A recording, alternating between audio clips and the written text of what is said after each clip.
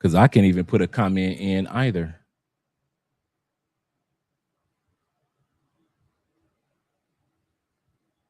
This is just fun, fun, fun. We got 30 in the building. I see all you guys. Shout out to all you guys that are here.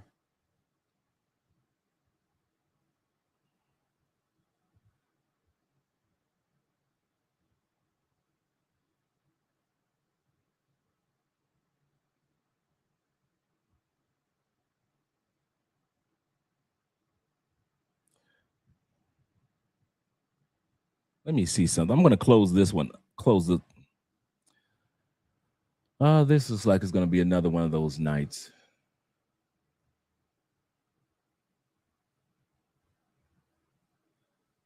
Looks like it's gonna be another one of those nights.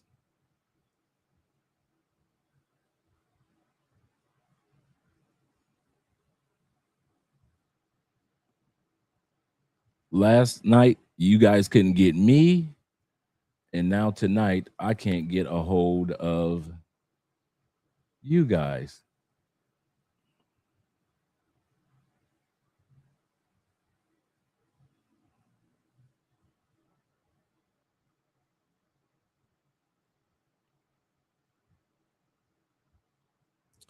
Okay.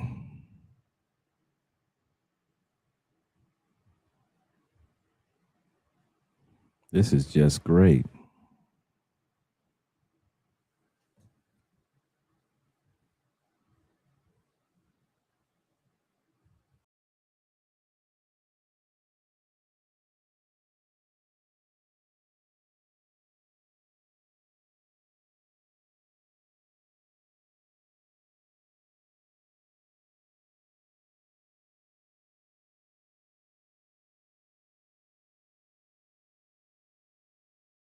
It's as if it's just two people here. Shout out to all 31 in the building, man. I've been working on this topic for the longest too, for my man Kenny. We got 32 in the building. Shout out to all you guys. And I can't see you for anything. And from looking at this, you guys can't see yourselves either.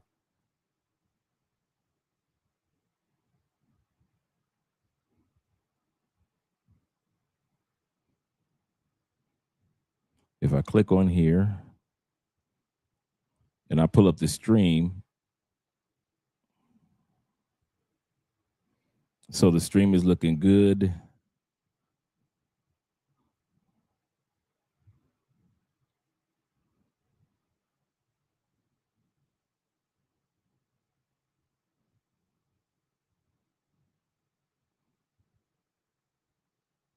Let me see. It can be the router.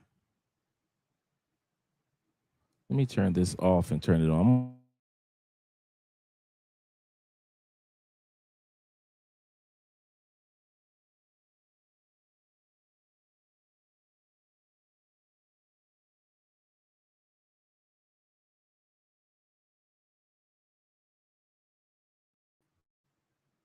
Okay, I'm back.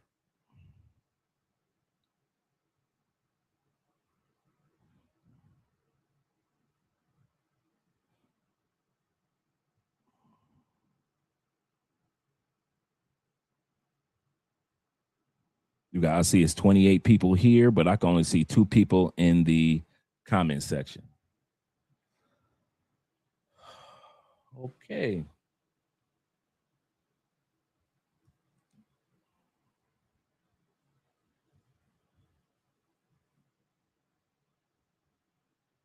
Let me go to settings once again.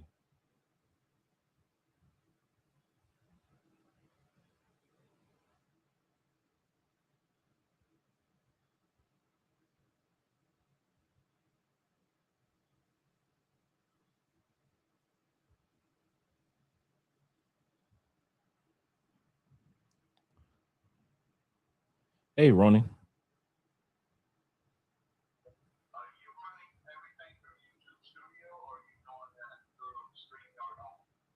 I'm running through StreamYard only. You say YouTube Studio?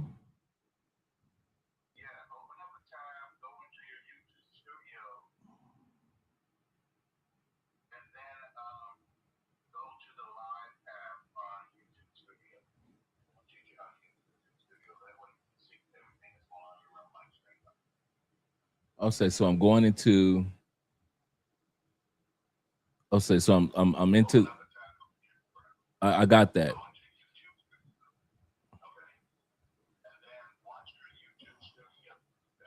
Give me a second. You said YouTube Studio. Oh, give me a second. Click on here.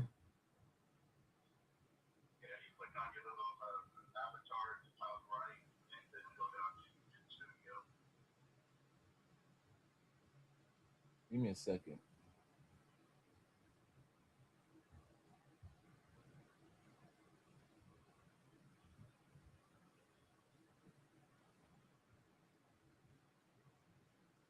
Okay, I'm having I'm okay. Wait a minute. Wait, I'm trying to get to the YouTube Studio.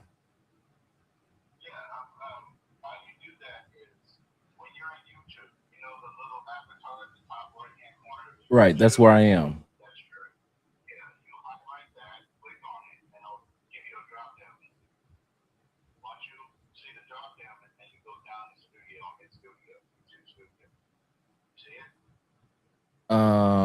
I'm seeing create.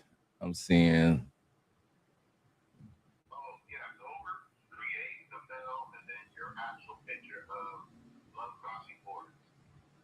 See, I'm in Andres. I'm in Andres. Remember, we don't have the full access to Love Crossing Borders. That's the part. And if I go out, let me open up a StreamYard link real quick. A second one without going in. Let me go into system settings. All that is operating good. That's working good. Destinations. All my destinations on StreamYard are correct.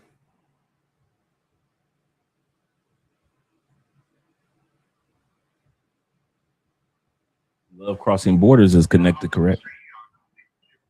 Would you say that again?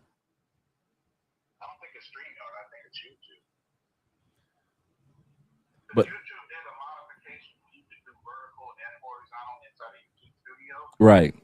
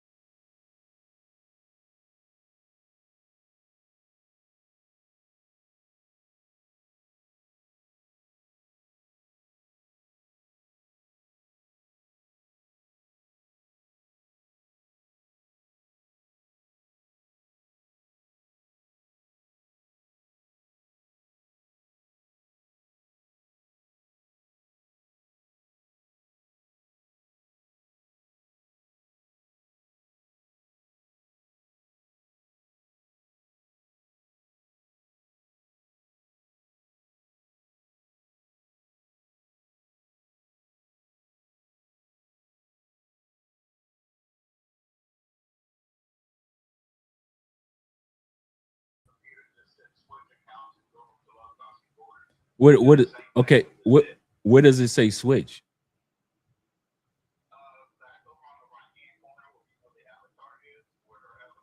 Right.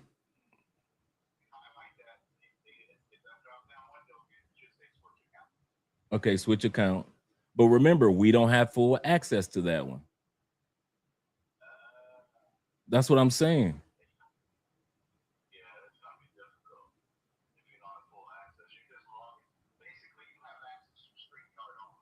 Right. It's been like that for 2 years.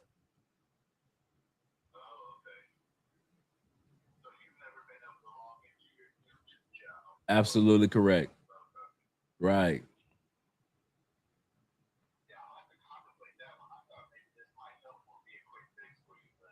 No.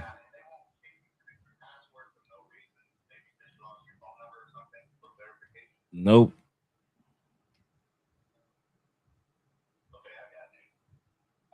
Okay, now my comment is just popped up.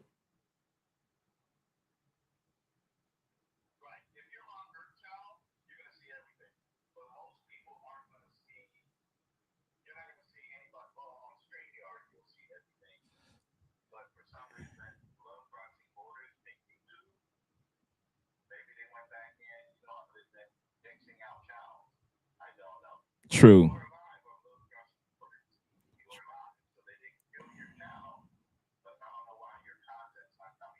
That's what I'm right, right. They never took the channel down, but I don't see why the content is not. See, I see T Mac has just put a one in. I just saw T Mac. It's almost like everything is he's in no, he's on Love Crossing. Let me check and see.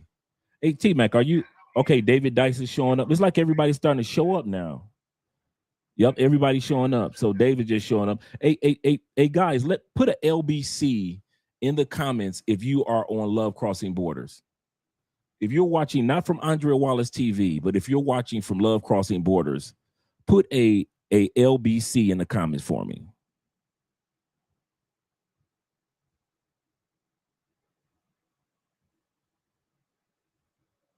Because it looks like whatever it was.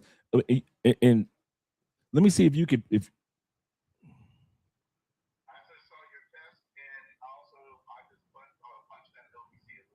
okay. Okay, so top notch is showing up. It looks like so it looks like everybody's starting to slowly show up. Let me keep on putting test in there because every time I put test in there, it's like more and more people shows up, and then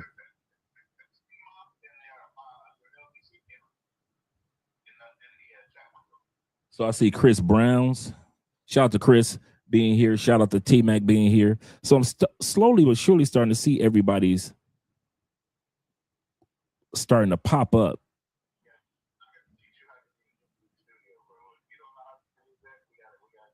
Yeah, we do. We do.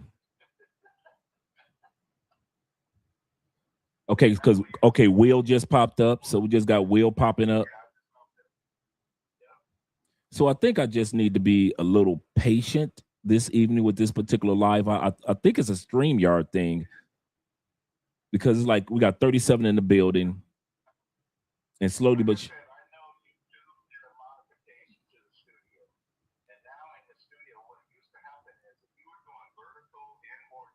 uh-huh.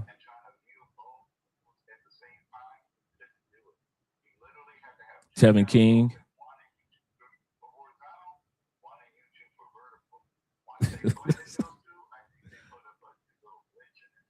Yeah.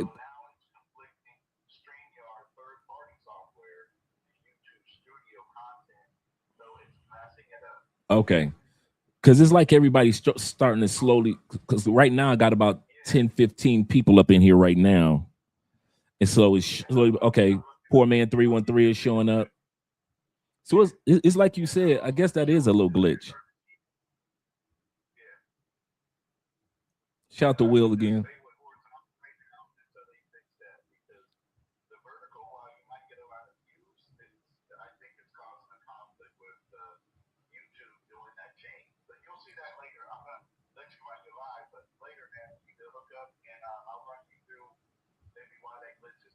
Yeah.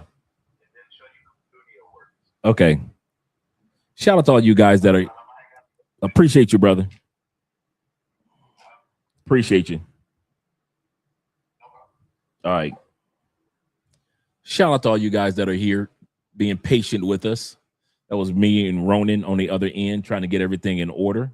Looks like everybody's starting to show up slowly but surely. So I'm just going to be patient with I guess because they plus one thing we were using, it was in beta form. So shout out to all you guys that are here. We've never had this happen before. This is brand new to us. So shout out to all you guys.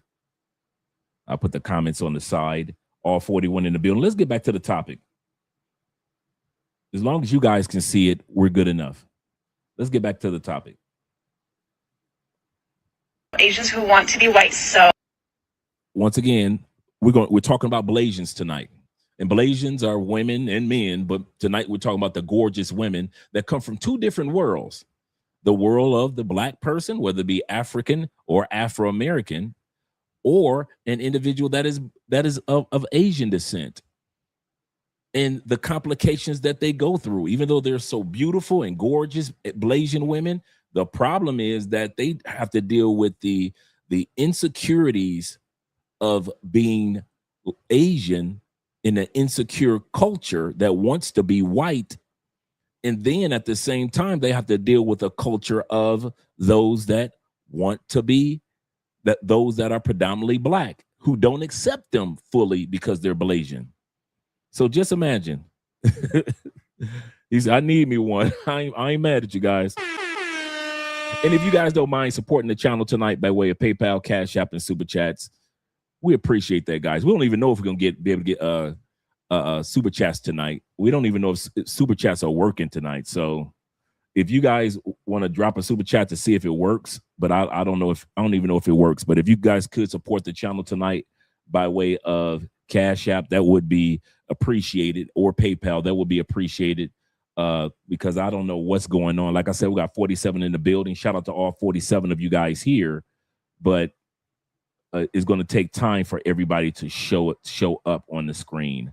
So what I'm going to start doing is not using the horizontal screen as much until we get all the bugs taken care of in regards to that. Let me push test one more time. Okay, now Love Crossing Borders is see that whatever the glitch is starting to work itself out. Shout out to Ronan. Ronan's here. So Ronan is here. Shout out from the Philippines. Glad you're here. Let me get the shout outs to the guys that are here thus far. Shout out to T-Mac being here in the building. My Medellin brethren. Glad to see that you're here, brother. Thank you very much, Poor Man 313, them Detroit boys. You better back the fuck up out my face, goddammit. I'm from Detroit, Michigan. Don't play with me. All right, we know the Super Chats are working, so that's good. Appreciate that, gentlemen. Appreciate that. And also appreciate my brother Chris Brown being in the building. Shout out to Chris representing. Shout out to Chris. And my brother Bean, cannot forget about you, bruh. Cannot forget about you being here, as well as my man Top Notch. That's my homeboy. I ain't mad at you. Shout out to Top Notch Rocker being in the building. Glad to see that you're here, brethren. Glad to see that you're here. And my brother Will, my fellow neighbor on the Medellin side. Glad to see that you're here also. Appreciate you, brother. As well as my brother Ellis being here. He says, YouTube and hating again, bruh. Again. He said, you giving too much game out here exposing the West so they don't like it. It looks that way, brother.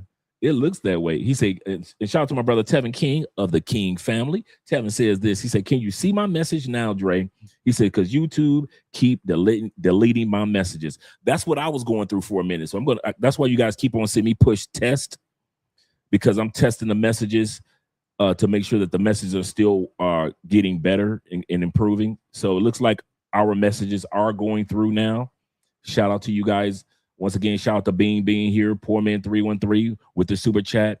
Shout out to my man Passport Salvation. I like that name. Passport Salvation. Glad that you're here. Appreciate you guys being here. And you're absolutely correct, Ronan.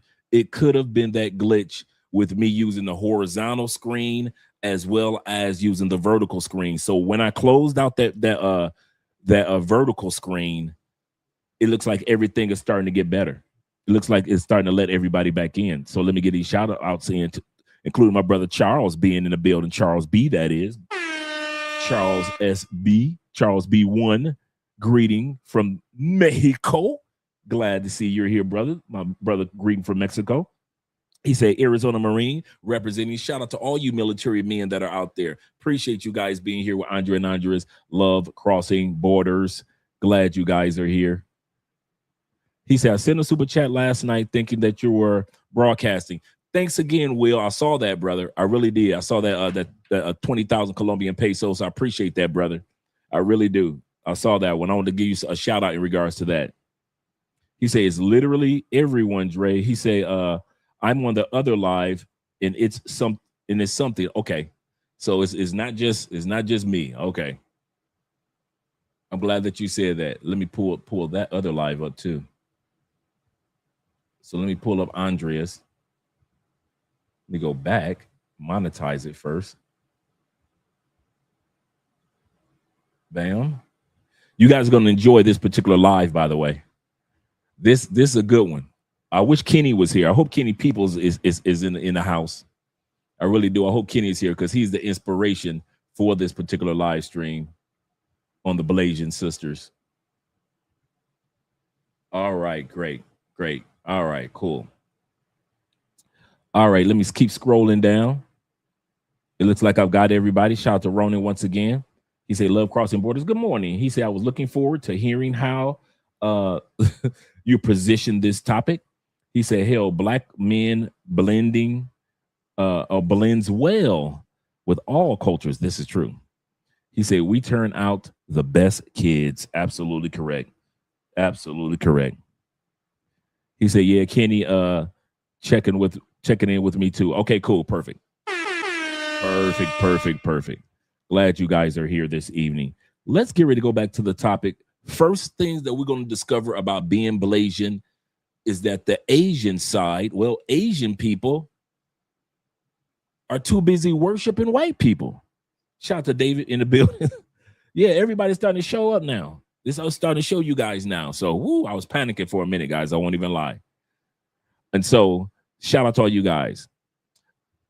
So, fortunately, for all you guys that are here, appreciate you guys being here this evening. And like I said, starting off with the Blasians, a lot of Asian people growing up didn't even want to be Asian. So just imagine being Blasian. In the Asian side of you discover they don't even want to be Asian. Salute to all you guys here. Yes, sir. Let's continue with the video. So I'm black and Asian, and I grew up with Asians that wanted to be white. And what's funny is I wanted them to accept my Asianness, but I later learned that they didn't even want to be Asian to begin with. Yep. Say that again. He said that he wanted, as a Blasian man, we're going to get to the ladies, but he said as an Asian man, a Blasian man, that he wanted to be accepted by his Blasian side. He said, yeah, I know, right? They bleach their skin to get lighter. That's crazy. He said he wanted to be accepted by his Asian side as a Blasian man, and he discovered that Asians don't even want to be Asian. Let's continue on. I hated being Asian. I hate being Asian. I hate being Chinese. Later in life, when I reunited with a lot of these friends that didn't accept me as Asian, we realized that the same source was telling us that we weren't enough, and we didn't appreciate ourselves and our culture. I didn't appreciate my blackness the way that I should have, and they didn't appreciate their Asianness. But I say all this to say, I see a lot of discourse of Asians attacking other Asians attacking Asians, and Asians attacking white people, but really it's just this ideology that we're all up against that tells us that we're not enough. I don't think that attacking people is going to solve this issue. I think really getting to the source of why we don't appreciate ourselves and our culture is going to be the solution. Otherwise, we're just fighting each other, which is exactly what the system wants. I recently watched one of my favorite Blasian creators say something that really stuck with me. That when some Asians express hatred towards white people, it's often rooted in hatred towards their own culture. As an Asian man growing up in America, I see this all the time, the message of, don't call me Asian, I'm just American, like our identity is something to erase instead of honor. But many of our parents didn't get that choice. They came here facing language barriers, racism, poverty, pure survival, and the privilege we grew up with sometimes creates distance from those roots. This hits especially hard for Southeast Asians, many of whom came as refugees. Assimilation wasn't optional, it was often survival, and the struggle often goes unrecognized. What that creator said felt true. We don't learn to appreciate our culture, shame can turn into self-hatred. And let's be honest, Blasians and Waisians often experience the world very differently, with Waisians benefiting from greater visibility and a European beauty standard. That's a good point. Blasian and Waisians are treated differently. Where you got this guy that's half white, half Asian, he's treated differently than women and men that are half black and half Asian. If we want stronger Asian communities, we have to support our culture, our history, and each other, not run from it. Healing starts with pride, not denial. I hate being Asian. You see, when I was younger, I hated my small squinty eyes and dark hair because every ad, every magazine, and every movie that I watched, white girls were always the cool ones, the pretty ones, and the ones that everyone wanted to be. Asian characters, on the other hand, well, they were always awkward, nerdy, or weird. The message was clear. To be an it girl, you had to be white. So I did everything I could to be more like them. I bleached my hair, I only dated white guys, I only shopped at Brandy Melville, and refused to wear traditional clothes. I even labeled myself as an LA girl, even though I grew up in Taiwan and had only been there a couple of times. I spent my entire childhood wanting to be white. And she spent her entire childhood wanting to be white. And this is very, very common in a lot of communities. This is very common. Shout out to Nate being in the building. Nate says this. He said, how do Latin Asians handle these matters? They embrace it. They embrace being Asian and Latin. They love it. The best of both worlds. We did an episode on that a while back, Nate. We might bring that one back. for a long time, I thought I was doing a pretty good job at blending it. That was until my worst fear came true. I got racially profiled for the first time. I was walking down the street in LA when someone yelled, "Hey, go back to your country." I thought I had figured out how to be American enough. But in that moment, I realized that to some people, I never would be. And for the next 10 years, I hated being a— She thought she figured out how to be white. She thought if I act white, walked white, dress white, shout out to Theo off in the building, dress white, that she was literally white until somebody white told her, "Hey, chink chink, go back to your country." Poor baby. I'm not laughing at you. I'm laughing with you. Shout out to Theo being in the building. He said most white guys would prefer a normal Asian than a white girl. That's a good point. Asian even more, and would constantly hide parts of myself that I considered to be too ethnic. However, everything changed when I went off to college. I felt homesick for the first time. I missed eating family style and everyone taking their shoes off in the house without being asked. All of my close friends also ended up being Asian international students because they just got me in a way that no one else did. Suddenly, that's when it clicked. Everything that made me feel at home was undeniably Asian, and I'd spent my entire childhood chasing an identity that was never mine. So even though our whole lives we were taught that being Asian isn't cool, for the first time, I understood how wrong that was. And fast forward to now, I can confidently say that I am proud to be Asian. But there's still one thing that I haven't embraced yet: traditional Asian fashion. So today, I booked myself a photo shoot in Taiwan with traditional clothes, hair, and makeup. Something that little Kalita would have been incredibly embarrassed to wear. So stay tuned for that. The people who I'm always jealous of are people who are Blasian.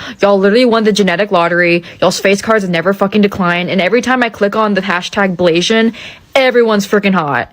Literally everyone. I can stare at— This is true. There are very, very few Blasian women that are not very attractive. Very few that— let me turn some music. That's what I thought was missing. Our background music. I was like, why is it so quiet? Let's get our music going, gentlemen. Now we're back on track. There are very few Blasian women that are not attractive. That's a rare sight to see. Like she said, Blasians are born with a face card that never declines. you guys all day.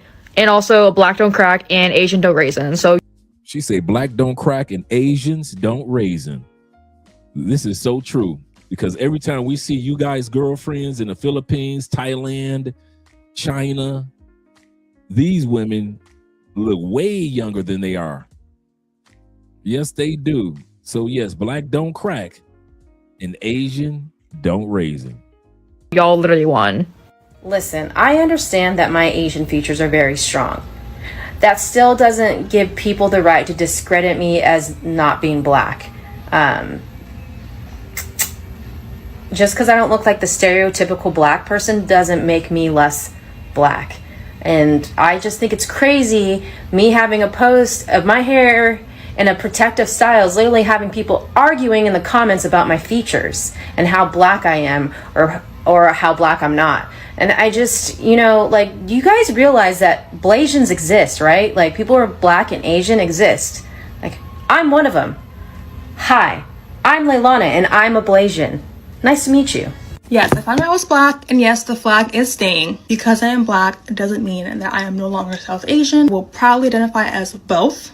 I no longer identify as white, silly as that sounds, because yes, I did think I was white. Me being black does not take away from the fact that I am still South Asian. I am both, and I exist as both within me. It is bothering people that I still claim my Indian side, and I think that's wrong. Me putting the Indian flag emoji in my bio, that's me representing a whole nother diverse side of Indians to social media. We need So now you have the chocolate sister who's Blasian. A lot of times we forget that our chocolate sisters can often be Blasian. One of the most famous Blasian women that a lot of us forget about is our girl Chili from TLC. Chili is half black, half, just like this sister, half black, half Indian or East Indian. So a lot of times people, really Chili is actually East Indian by way of Guyana. Her I think her dad is from Guyana and they're East Indian. So Chili gets her black side from the United States, but she gets her Asian side from the country of Guyana. And in Guyana, there's like 40% East Indian. So yeah, shout out to Mike in the building. Appreciate you, brother. Appreciate my cousin / older brother being in here. Shout out to Mike. Yep. A lot of guys don't realize that.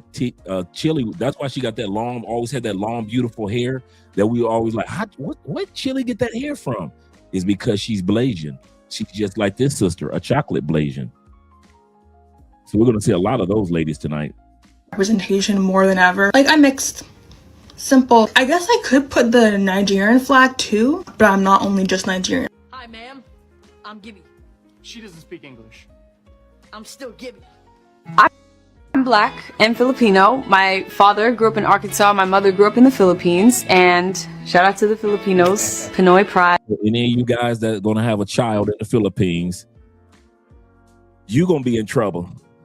If your daughter going to turn out looking like this, you're going to need some artillery for the house. Because them teenage boys going to be tearing down your front door trying to get to your daughter. If she looking anything like this, your Philippine daughter going to be black and Philippine, yeah, you going to be in trouble. Yeah, I come from both backgrounds, and I always had like this idea of, you know, coming from two cultures and not really understanding what that meant. And then I realized that being different was my superpower, and the fact that I had both communities in my family just made me well-rounded, and it made me appreciate so much more. And thinking about the Black and Filipino communities, or the Black and Asian communities, I think it is often been intentional to divide us as people when there's so many equal commonalities, there's so many inequities in both communities. And when we realize that we're stronger together, then I think we would appreciate, you know, both cultures so much more, and we would understand that I bring something to the table, you bring something to the table, and it's beautiful that we can be different and not try to fit into any boxes. I'm proud. This is the first and last time I'm going to be explaining this. My dad is Black American and my mom is Japanese. So there we go. All you dudes that want to get you a Japanese girl, your daughter might turn out looking like this, guys. Yeah, you're gonna have to have somebody you're gonna have to have security at the front door too. All you dudes that's gonna be having Blasian kids, yeah, you better hope it's a boy. For my whole life, I've been pretty much raised by my mom, and I've been raised in Japan. I do not have much experience being a Black American person in the US. So I have no right speaking over other Black Americans who actually have been in the culture and are knowledgeable. What am I gonna do on here and giving off my half-assed knowledge about Black culture? Like, what do you gain from this? Where a lot of people on this app don't know much about being Black in other countries, especially Japan, and have other content creators who are able to speak both languages and explain about Japanese culture. So I genuinely don't understand the issue with me speaking about my Japanese side, because that's what I was raised with and that's what I know the most. Shout out to Activo in the building with the super chat, which is I don't even know what that one is. 25. That's a new one on me. Let me know what your currency is. That is a new one. I've seen a bunch of currencies, but you knew Activo. I had not seen your currency. Shout out to you, brother.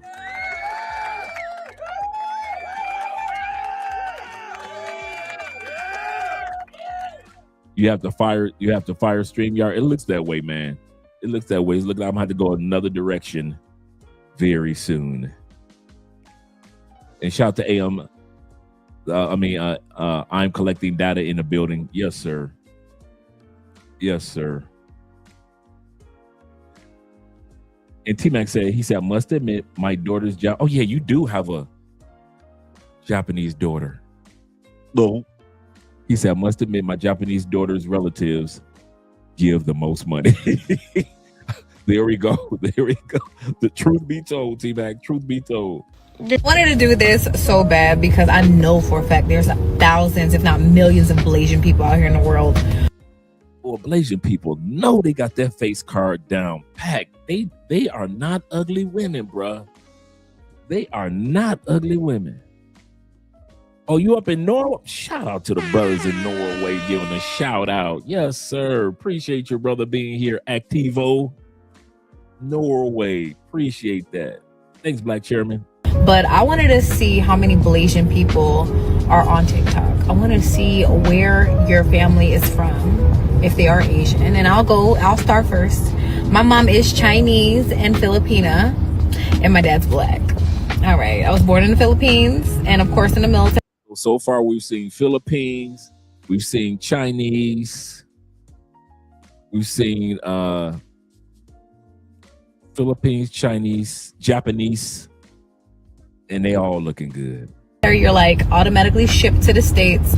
So I am in the DMV, Maryland. So let me know in the comment box where you're from so I can see all my other fellow Blasians. My mom is so unintentionally funny. Like, she does not try, and she's so goofy, right?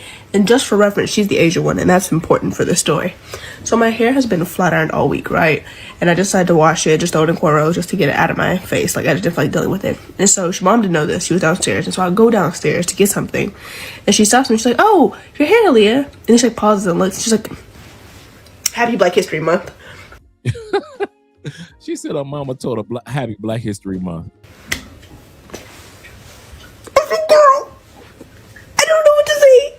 Top 5 Blasian girls you're gonna meet in America. Let's get it, let's go. Number 1, Suburban Shanice. She's a suburban girl, okay? She's a smart girl. She does well in school. She gets along with her Black side of the family and Asian side of the family well, but she gets along more with her suburban culture better, you know? She's trying to figure stuff out. Nice girl. Number 2, Miss Model. She a beautiful girl, okay? She know it. So she tries to get into modeling, maybe IG modeling, and she loves to tell people, you know, what she's mixed with, her family heritage. Very balanced Bianca. She's proud of being Asian and she's proud of being Black, okay? She gets along with both sides pretty well, and she knows how to combine both cultures. Very proud, happy girl, gets along with everybody. 4, June Jackson. You thought she was just Asian until you found her last name Jackson, okay? She likes to keep stuff to herself, likes to keep stuff private, nice girl. Till you find out her last name is Jackson. He said, growing up in the Bay Area. Oh, this is Blasian capital right there. The Yay area. Shout out to Keek the Sneak, Messy Marv, the Federation, San Quinn, all the guys that are part of the Mac Dre, all the hyphy guys out there. Shout out to all you guys out there. Yuck Mouth. He said, growing up in the Yay area, gotta say it right, in the Yay. He said it's like a melting pot. We have the most beautiful women in the world. I can agree with that 1,000%. I've been out there and lived out there a couple of times. He said every mixed race you can think of, they hella fine. You ain't never lied, brother. I was cool. I went to California kind of like as a tourist, but the Yay area is nice. All the West. Yep. Be careful. Yes, sir. A simple girl. Jamaican Janisha. She's an island girl. That's where parents met. She's black and Asian, but she's mostly proud of the island where she's from. That's the funny part. A lot of guys don't realize how many island girls are Asian. We're going to look at that. Jamaica. I didn't know there was Asians in Jamaica though. Yeah, my mom is Chinese in Jamaica too. Oh, she is? Oh, wait.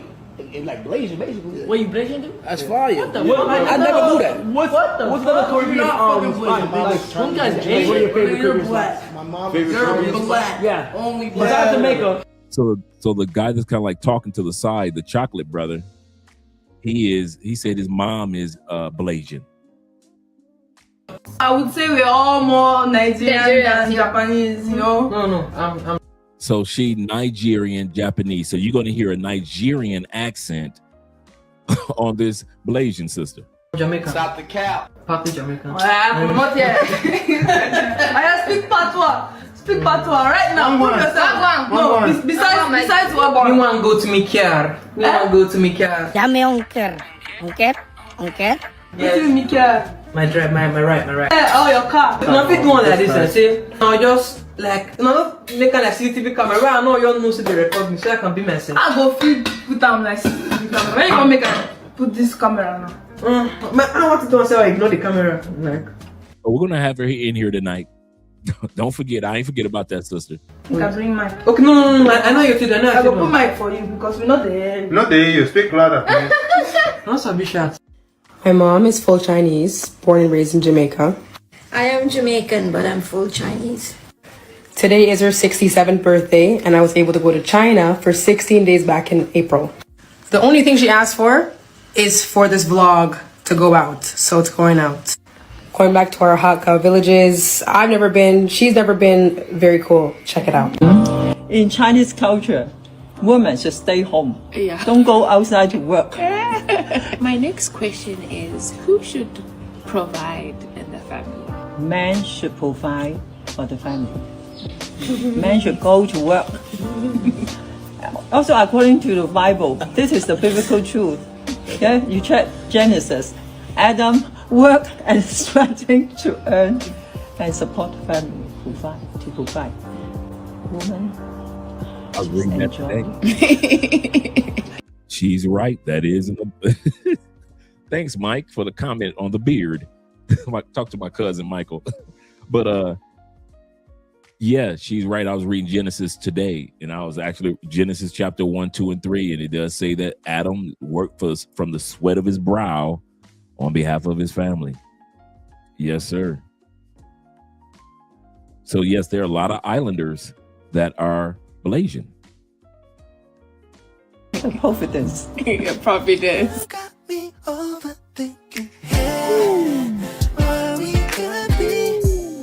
You could tell that's that black side. You could tell that's that black side, backside. Goodness gracious. Needed some clarity. I'm in too deep now.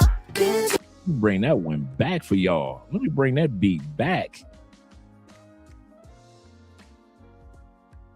Needed some clarity. I'm in too deep now. Get up a picture, fantasies. Just you and me. Like it's meant to be. Can't you see, baby? You got me overthinking. When you come closer to my body, delicate touch of instinct. All right, they thick for you out there. Moving slow, but my heart's racing. Yeah, your fingers sliding down my chest. What do you want from me? Lately, it's been nothing but a mystery. Sometimes we forget Nicki Minaj is Blasian. She's half black, Trinidadian, and she is East Indian, just like Chile. So yes, Nicki Minaj is Blasian. A lot of times we forget about that.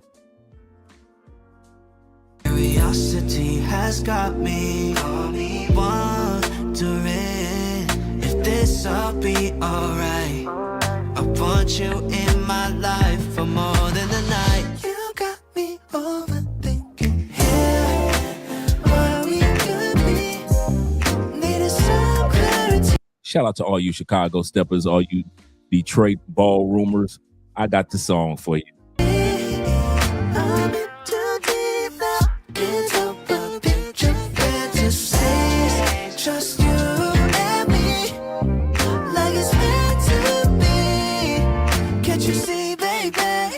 You got me overthinking. Yeah, you got me overthinking. You got me overthinking. You got me overthinking. You got me overthinking. Yeah, you got me overthinking. You got me overthinking. You got me overthinking. Okay. Yeah. Logically, it don't make sense to me. I don't see what you see from making me wait to call you my lady, making me contemplate, trying to calculate what your side state. Tell me why hesitate, why you keeping me at bay? Don't wanna be in the gray. Baby, I really love your curves, but I need my answer straight. Do you want from me? Lately it's been nothing but a mystery. Curiosity has got me wondering if they Them Blasians know they some baddies, boy, I swear. And they don't even have to try. this'll be alright. I want you in my life more than just a night. You got me overthinking. I'm saying I don't care if you're a woman. I hate when women do this. I hate when women. Like I said, this young lady, she is Nigerian and Japanese, if I'm not mistaken. And she was raised in Nigeria. And so I've been following her on TikTok for a minute. Really nice, attractive young lady. Like, okay, what's your problem with women? Are you gay? Hey, Jesus. Oh, you're talking about a monkey in Cairo. As in, first time in my life, I'm experiencing it. Now I understand why people used to do story time on TikTok and Instagram. Because people are actually crazy. People like, hi, go see, find girl like me, they call me monkey. Like, what did I do you? Okay, let me explain the story. Hi, vlog. It was like around 12:30 a.m. My mom and I were coming back from dinner. And mind you, we had a flight to catch the next morning. So we came back in the room now. I was undressing to get into the shower. My mom was like removing her dinner wear and changing to her nightwear. So we were just talking about how fun the night was. It's not like we were playing games or anything like that. Next thing I knew, 1 a.m. Or was it 12:40? Almost 1 a.m. I did hear koko from my door. I was already naked at that time. I was about to enter the shower. I was like, who? Koko. I said, who? Persisted enough. I got the fear because it's only two women in the hotel room. And if it's the staff, by now the staff would have said something. So I started fearing and I became more hostile. So I was like, who? Like, who's there? I said, shh. Like, you guys started shouting, like, shh. You're making noise. It's 1 a.m. Make noise. In my head, I was not like, oh, like, we are being loud. But then in my head, I was not thinking, like, there's ways to tell somebody that they'll be like, you don't have to be rude. They can't they talk, they talk for Italian, provocative words. I knew he was cursing me or something. So I can't tell him, me get there. Someone was like, yeah, if you see yelling, serious yelling, like say we do something really, really bad. Something if you just knock for door, tell person say, please you guys keep it down. You understand? I was not like, you don't have to be mean to say it. Shut up, you don't have to be mean. I forgot to say that the man told me that I should come outside and say it. I should open the door and say it in front of him. In the morning, downstairs to order a cab because I had a flight to come back to Nigeria. And I was coming upstairs now. The man been waiting for me for door like this. Like he just cross leg, can't look me like this. I see him, I am, enter room. He now said, I figured it was you yesterday. In my head, I was like, oh, these guys have me speak English. I okay. I was like, yes, it was me. And so what? And then he was like, listen, young lady, we were being loud yesterday. I said, I didn't even realize we were being that loud. But there is ways to tell somebody that you didn't have to yell at us and shout and scream. They're not going to tell me, say, I don't care if you're a woman. He was like, yesterday I knocked on your door. I knock, and you said, who? You sounded like a monkey. I said, oh. You're calling me a monkey. He said, no, I did not call you a monkey. I said, you sounded like a monkey. I said, what's the difference? He was still saying, no, I did not call you a monkey. I said, oh guys, the same thing. Please get out of my way. I have a flight to catch. He said, I also have a flight to catch. My mom was not trying to enter the distance. And you're Blasian, you said? Yeah. Your dad he's black. And then your mom is Filipino. Okay, that's cool. So what was that like growing up? It was a struggle, girl. Really? I just feel like, just having identity issues. I always felt like I wasn't really a. So this is that young lady, I believe her name is Tweety. I hope I'm saying it right. You know, I don't know about what's going on in the States, but I think this is that young lady Tweety, and she's talking about growing up being Blasian and the identity crisis that they go through. So number two things, we're going to talk about three things when it comes to Blasians. First of all, we discovered that their Asian side, well, the Asians want to be white. They don't even like being Asian. They want to be as white as possible. So Swaney. Thanks, brother. Hey, I'm not in the States, so I wouldn't know who this, hey, don't blame me. I don't know if the person could sing, tap dance, play the guitar. I don't know nothing about her. I've just seen her a couple times. Yeah, she's funny, man. Shout out to Corporal being in the building. Yes, sir. She's funny. She's that young lady, the Nigerian young lady. She's very animated. We're going to have her on here a couple times. But yeah, the second thing is that they go through the identity crisis. So we're going to talk about their black side in a minute. We talked about their Asian side. Now we're going to talk about their identity crisis that they go through. Swanty, is that it? Swati? I don't know, man. Don't give me the line. Don't give me the line. Cute though. Black girl, and I always felt like I wasn't really a Filipino girl. And I felt this way, especially at school, because the Filipino girls would be like, you ain't Filipino, look at your hair. And the black girls would be like, you ain't black, look at your skin. So I always just felt like I didn't belong in any group. Do you ever feel like that still? No.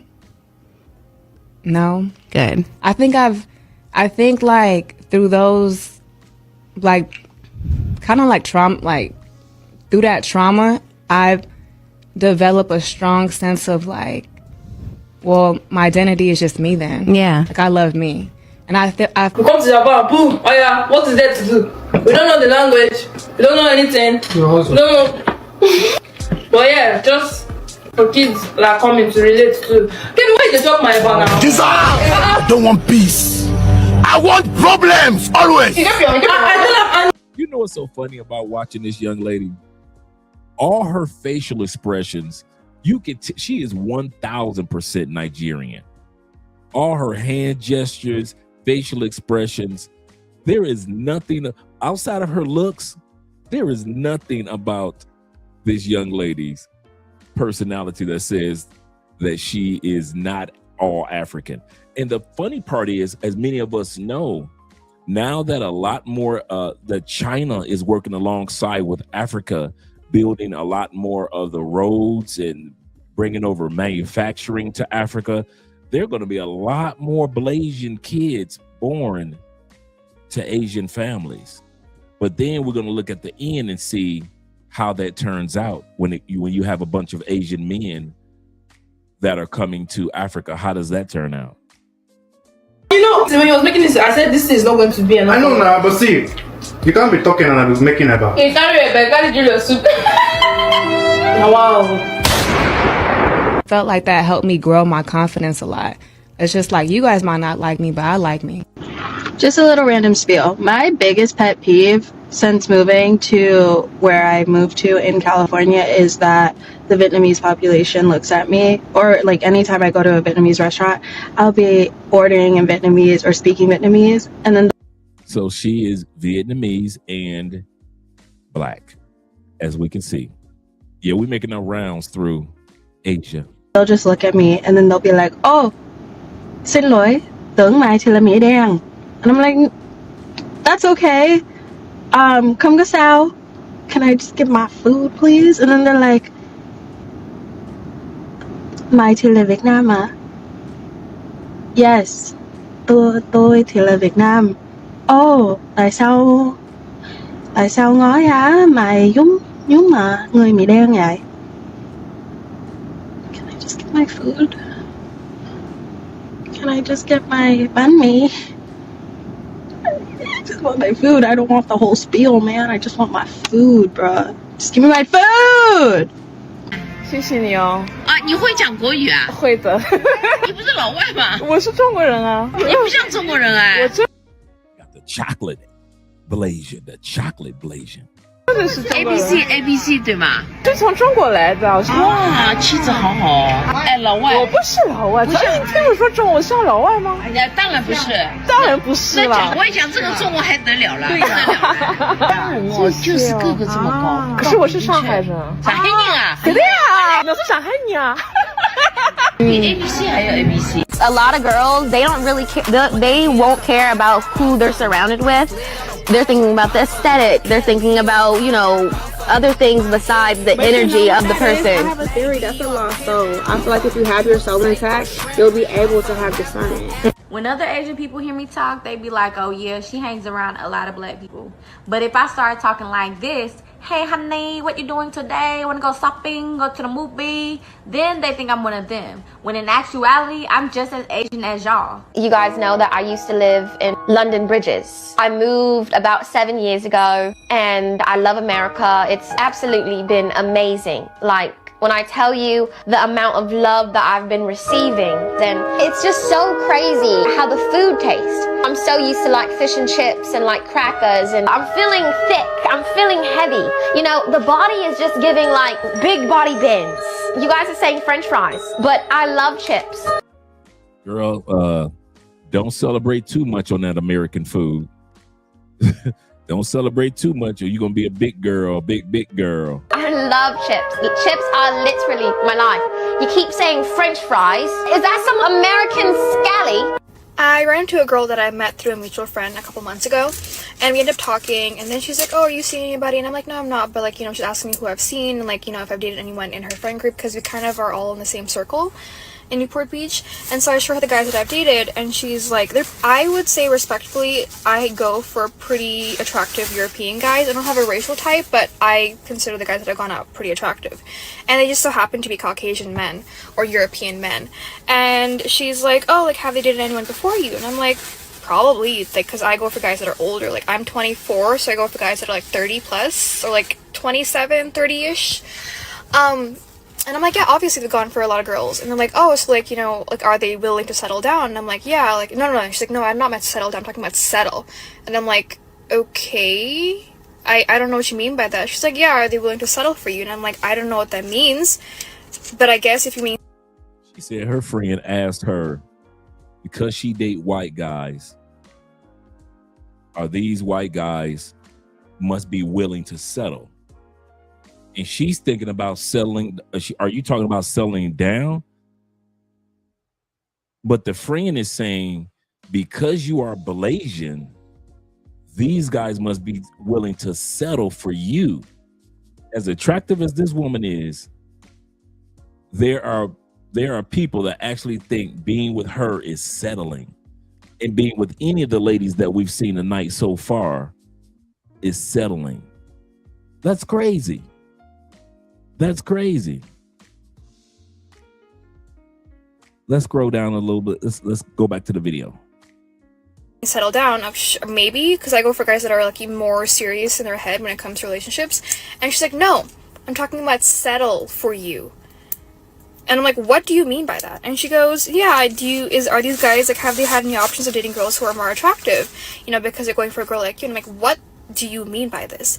Anyways, point of the story is, she was talking about, insinuating the fact indirectly, that I am a man's last resort.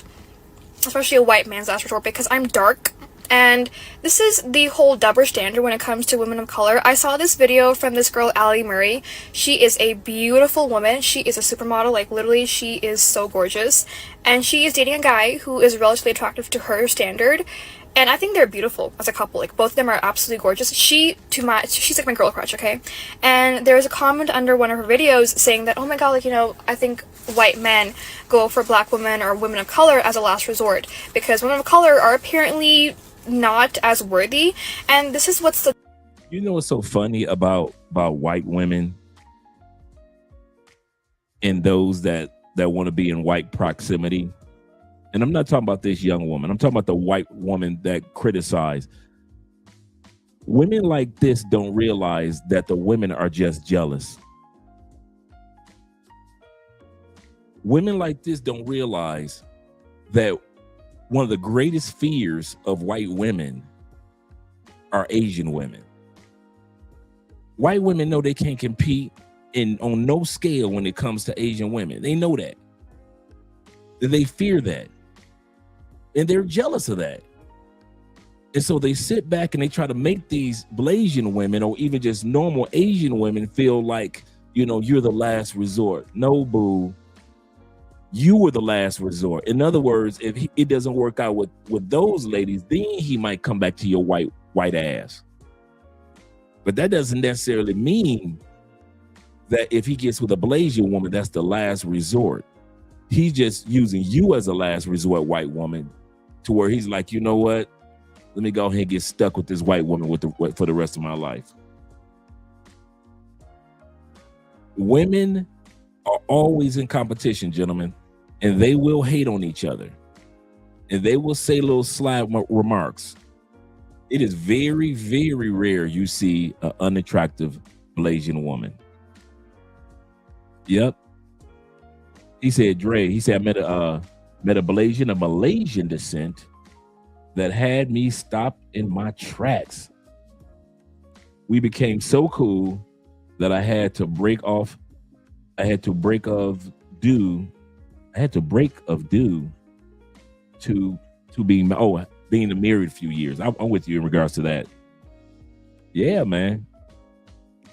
Definitely, they're gorgeous. Blasian women are always looked down upon by every group of women, sadly. Yes, because they look better than most groups of women. Let's be real. Let's be honest, guys. This young lady looks better than a lot of sisters, and she's a sister. Can we be real with that?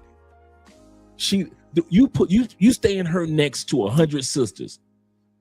You put her in a club next to 100 sisters. Most of them sisters ain't gonna be able to stand up next to her. Some will, but most won't. I'm talking about a club of like 500 sisters up in there. And you're the doorman. You get the chance to see everybody come through that door. Most of them sisters coming through that door do not look like these Blasian women that we've been looking at. From the young Nigerian girl, all the way to the chocolate Blasians, all the way to this sister. So sisters are jealous and competitive because they can't compete. Asian women, they pale as ghosts. They trying to be as white as they can get, and nobody's effing with them. So at the end of the day, nobody want no straight 100% pale, looking like she's knocking on death's door. Asian woman, no butt, no breasts, no special effects. So Asian women hate on Blasian women because they have that body of a sister through their mother's or father's DNA, and yet they're still 100% Blasian. I mean Asian with the same culture, hair, styles, and ladylikeness. So they're hated by Asian women, they're hated by black women, and now you got white women. White women sit out in the sit out in the sun to try to get a tan that could halfway looks like a Blasian's. This young lady sitting up here with a Brazilian tan by nature because she's Blasian. White women have to get a spray on tan to even look halfway as good as this woman. So now you got the white women hating, you got the sisters hating because she Becky with the good hair. You got the Asian women hating because she ain't fully, women like this aren't as pale as the white looking Asians that bleach their skin. Women will always hate on women. Women will always hate on women, man. And the more attractive you are, the more hate you gonna get. That's why you will see women, just like the young lady said, you guys say her name was Swaney. Hope I pronounced it correctly. To where she says, I wasn't black enough for the black girls, but I wasn't Asian enough for the Asian girls. And what it was on both ends, they were hating. Because she was superior in beauty than the average Asian girl, and Sweeney is superior in beauty to the average black girl. And when you are that beautiful as a Blasian, the sisters don't want to be around you, the white women don't want to be around you, and the Asian women don't want to be around you. Can't none of these women compete. Her name is pronounced Sweetie. Sweetie? Is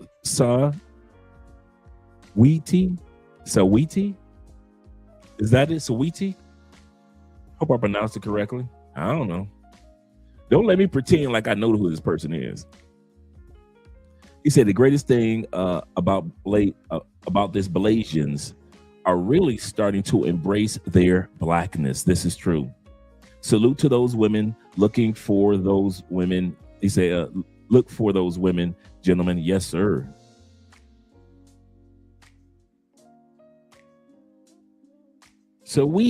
That's why I say Sweetie.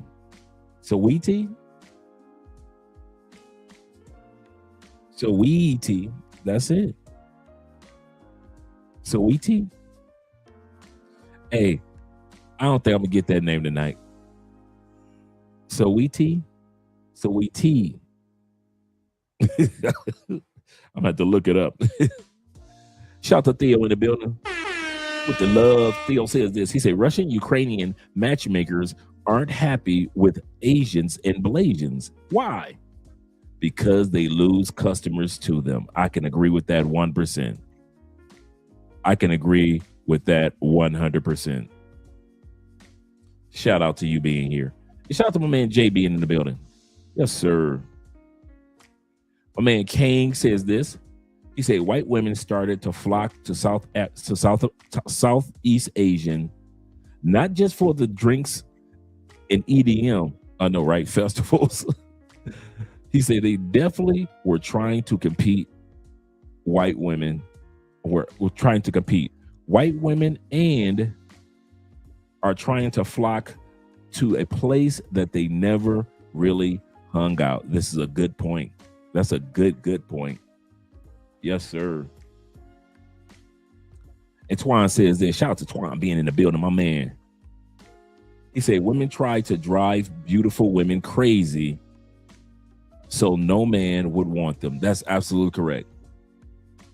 I'm gonna tell you something. That's why it's so easy for a lot of you guys in many countries to build relationships with beautiful women, because a lot of women hate on them, and men think that they already have somebody when they don't. I'm gonna say that again. What makes it so easy to come across and get to know beautiful women in other countries is the fact that a lot of them are single. We assume that they have somebody because they're so beautiful, but a lot of time, sweeties. So is wheat like Wheaties? Some Wheaties, so it's Sweeties. Did I say it correctly? Sweeties? So Wheaties? Hey. If I said it wrong, blame it on my head, not my heart. Yes, sir. Shout out to Top Notch. Pull up. Yes, sir. Yes, sir. Top Notch in the building. Top Notch rocker. Zeta says this. Shout out to Zeta being in the building. We got 77 in the building. Click that like button, gentlemen. We like you. We really do. Make sure that you like us too. He says South America has some fine Blasians. This is true. Yes, Blasians as well as the Latin Asian women here. We just did an episode on that. We might have to do another one on the Latin Asian women that are down here from Brazil to Peru, Colombia, the Asian Venezuelan women. Yeah, we did an episode on that about 4 months ago. We might have to do another one on that one.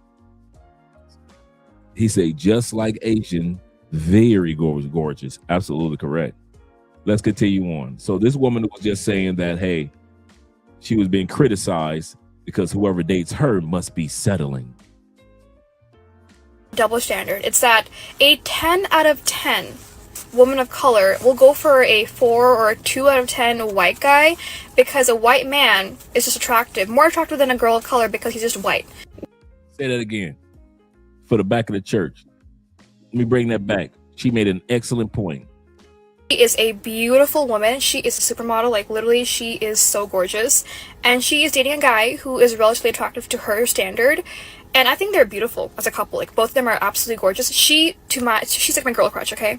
And there was a comment under one of her videos saying that, oh my god, like, you know, I think white men go for black women or women of color as a last resort. Because women of color are apparently not as worthy. And this is what's the double standard. It's that a 10 out of 10. A 10 out of 10 gorgeous woman of color Will go for a 4 or a 2 out of 10 white guy. Yes. I don't know what it is. I don't know what it is about ugly white dudes that sisters love.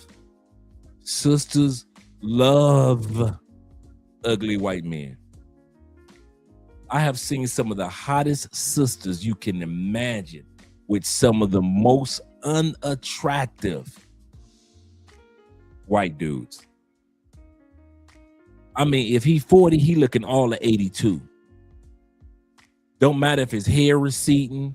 Doesn't matter if he's bald in the back. Doesn't look like he look like a lumberjack that's been hitting himself in the face with an axe. It don't matter if he look like Freddy Krueger, Nightmare on Elm Street. It don't matter if he looked like Predator jumping out of a tree. If he is a white Predator, if he looks like Predator and if Predator was white, a gorgeous black woman will be on his arm every time. I've seen that since high school. Many of us have seen that. Co-workers. Many of us have seen that. It's the craziest thing. Attractive women, black women, love 2s and 4s white dudes. Even if he ain't got no money, they think it's a status symbol to have a Caucasian on their arm. And I'm gonna tell you something. I ain't mad at you, white boy. Take advantage of it. I'm gonna say this again because I'm down with the dudes. Hey, white boys, take advantage of them. If them sisters and them Blasians are dumb enough to think that being with you is a status symbol, man, smash them all. Smash all them dumb chicks. Run through them. I ain't mad at you, white boy. I ain't no hater. White boys, hear me out. I am not a hater. Run through them. If they that stupid, if you coming out of a trailer park, you showing them sisters that you live in a trailer park, right? You showing them sisters. You drive a 1976 Ford pickup. If you are showing them sisters that you are ugly enough to want, the only time you come out in public is on Halloween. And if they still want to smash you, white boys, break they back in. I ain't mad. You ain't gonna never see me hating on a white boy because them sisters dumb enough to fall for that trick. And the white boy be like, check it out. The white boy be noticing his own status ain't got him no richer. White boy be like, I'm white, but I live in a trailer park. I'm white, but I live in the hills of Kentucky, right on the outskirts of Mississippi and Tennessee. Me being white ain't even help me. But it's black women, and I mean gorgeous black women that's dumb enough to think that an ugly white dude is just as much of a status symbol as a rich brother. So I'm here to tell you, white boys, take advantage of them. Take advantage of all of them. I ain't mad at you, white boy. I ain't no hater. I ain't want them dudes to see a fine sister with the average looking white dude. Go ahead, get them, bruh. Let them be suckers. Let them be suckers. They don't realize you don't pay child support just as fast as another brother won't pay child support. White boys be in jail for overlap child support, just like the brothers and the Asians be in jail. I mean, the Latins be in jail for overlapping child support. Go ahead, let them sisters keep on thinking that your whiteness is the rightness. While you run through them, white boys, white brothers, run through them. Everywhere you got women that's coming up on you because you white and they 9s and 10s, and you ain't nothing but a white boy. You look like Fred Flintstone in the face. You built like Fred Flintstone. And you got sisters walking up on you like supermodels and Blasians. Going through them, white boys. I ain't mad at you. I ain't no hater. You got brothers out there that's haters. Yes, you will. You gonna have some white boys. You gonna have some brothers out there, them Umar brothers. They can't stand to see you ugly white boys with fine sisters. Me, I don't care. If they that stupid to get them an ugly dude, ugly white dudes, run through them, bruh. Run through them. Yeah, Trailer Park Boys. Run through them. They want to get with Eminem when he was broke. Go on, M. Run through them. Run through them. I ain't mad at them dudes. I ain't never been no hater. Never been no hater. He say yes. That is my point. White boys, don't waste your whiteness. You worded it better than I did, and you worded that in one sentence. It took me 3 minutes to say exactly what you were saying. White boys, don't waste your whiteness. Go on use it, man. Go on use it. That's serious. Yeah, get yours, white boy. I say, cause brothers gonna run through y'all's.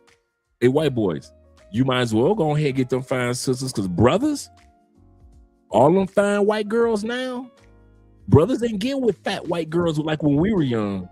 Brothers getting with the fine white girls now. Brothers got passports going to Europe getting with some baddies. Shout out to Norwegian in Norway area, a region of the world.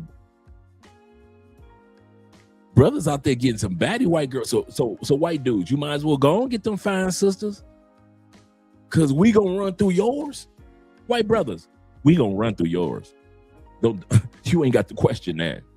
You ain't got to question that whether we gonna run through the white women. We gonna run through them.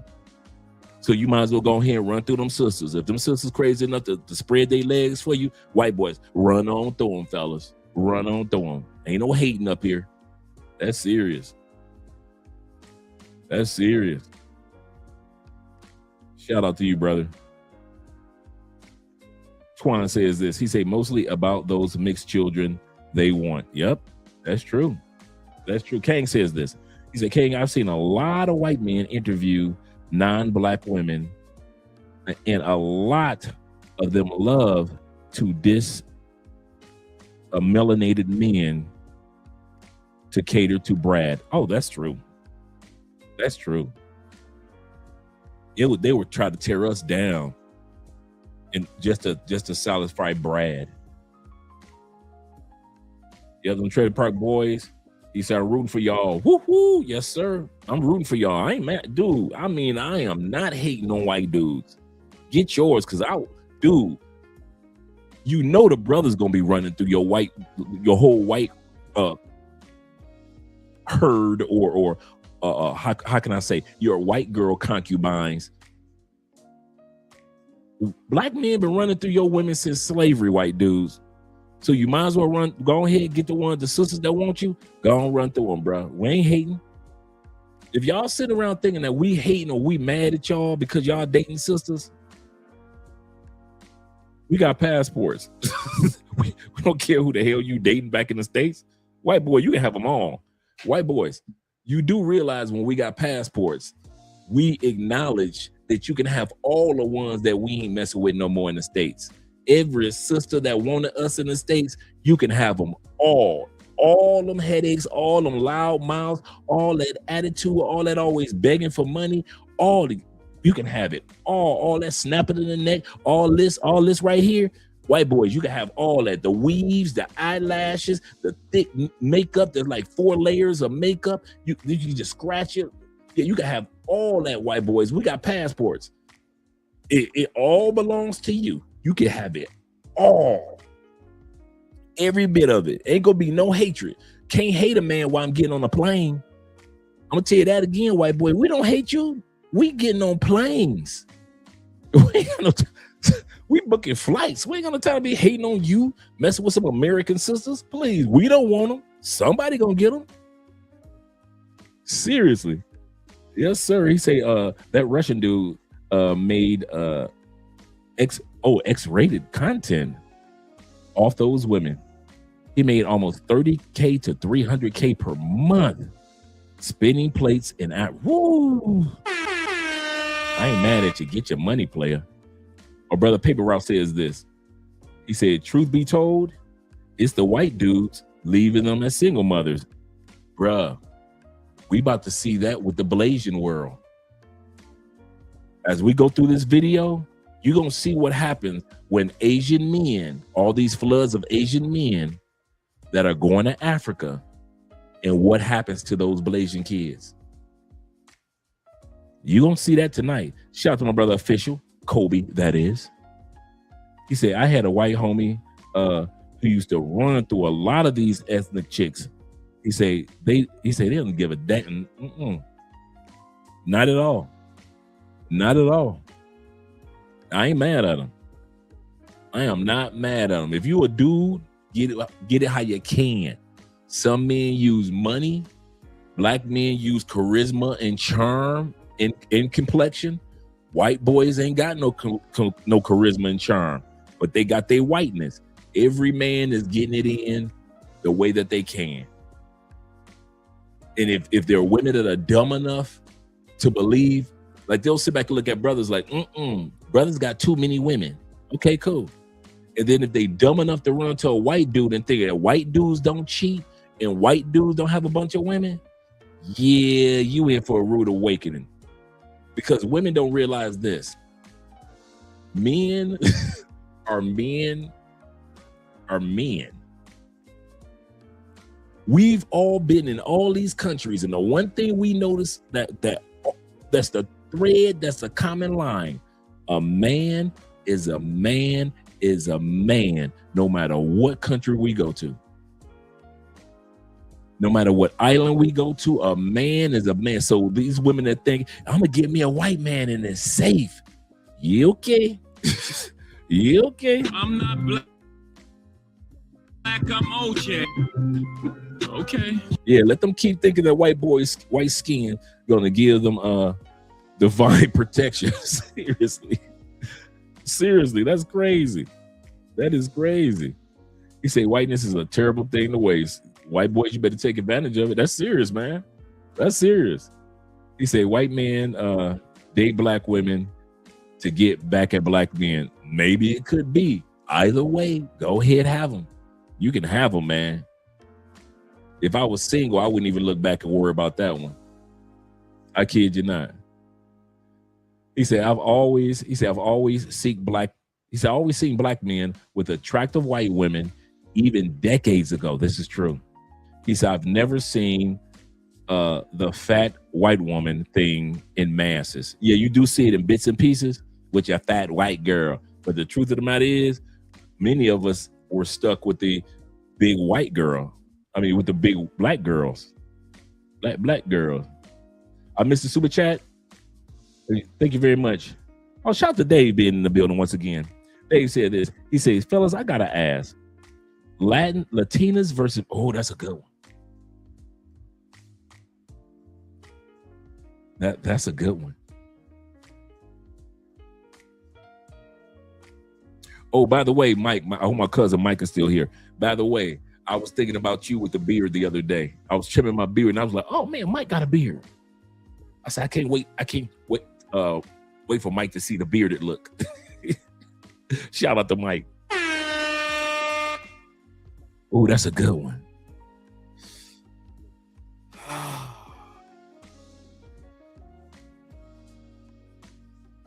Because you can't say Blasians come in different, you can't just say Latin women come in different countries in different languages, because so does Blasians. You can't just say Latins got the golden tan because you looking at this Blasian sister, she got the golden Brazilian tan too. You can't just say Latin women is freaky, because if you ever been with an Asian woman, enough said. Oh, you can't sit back and say, if you get with a Blasian chick, you got bragging rights, because if you get with a nice Latin chick, you got bragging rights. Oh, that's a coin tosser for you. Let me hear what you guys have to say. Put a 1 in the comment section if you say Latinas. Put a 2 in the comment section if you say Blasians. I ain't gonna put nothing. I can't do this one. I can't do this one. Put a 1 in the comment section if you say Latinas. Put a 2 in the comment section if you down with the Blasians. I'm seeing a lot of 2s. I'm seeing a lot of 2s. He say, Jay said, he said, I will not be divided by this. Me either, man. I ain't gonna even lie, bro. I think I'm more like official Kobe. 1 2 1 2 1 2. Yeah, I'm more like Kobe. I can agree with you. Yes, sir. I can't decide either, man. I ain't gonna even lie on that one. He said 1 by 4. I mean 1 by 4, 1 by fair. He say Blasians are hit or miss. Yeah. Ah, man. Because if you got a Blasian, can't nobody tell you nothing. But if you got a nice Latin, a nice Brazilian, a nicey Venezuelan, a nicey Colombiana, a beautiful Mexicana, and they could be. This is the one part about the Latin community. You got the Afro community, as well as the European Latin community.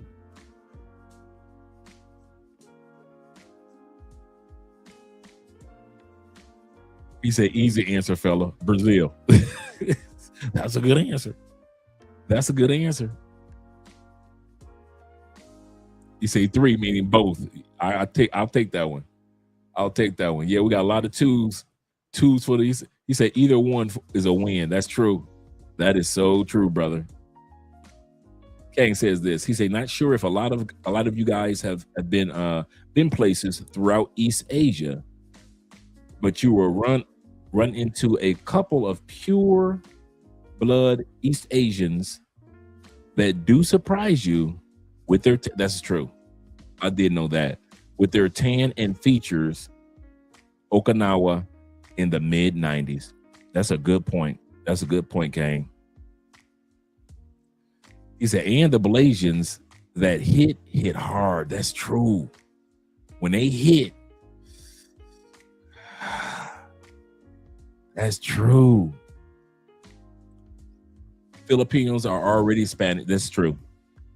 Spanish and Asian mix then with black. That's true, Ron. A lot of people, I was doing Black History because I want to do a Black History episode, and I came across the amount. I didn't realize how much Spanish is in the Philippine language.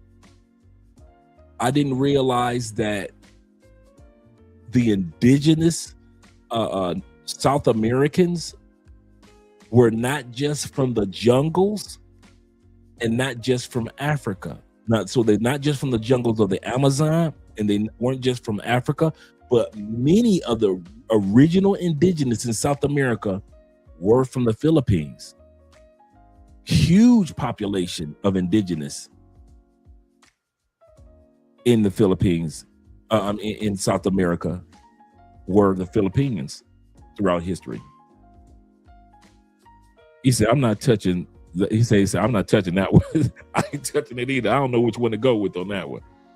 Yes, sir. Shout out to all you guys that are here. Let's go back to the video.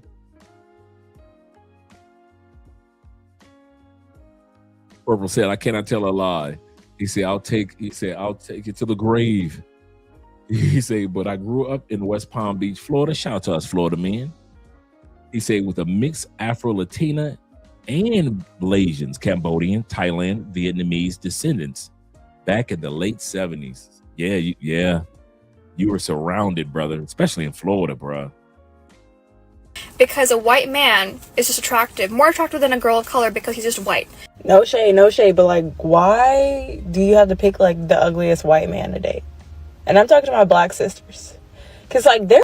I remember what the young lady just said before. Sisters love choosing ugly white men. So you know I had to throw some receipts in here. There are so many cute white boys out there, but it's like, why did you choose the one that, like, he looks inbred? Man, if I see one more hot black woman dating one of these guys that's like a 2 and she's like a 10, and it just makes... Like I said, I'm coming with receipts. One thing we know about white dudes, they only date chocolate sisters. It is rare that you see a white dude with a light-skinned sister, especially in public. I've probably seen that one time in my life. And they only get with very attractive chocolate sisters.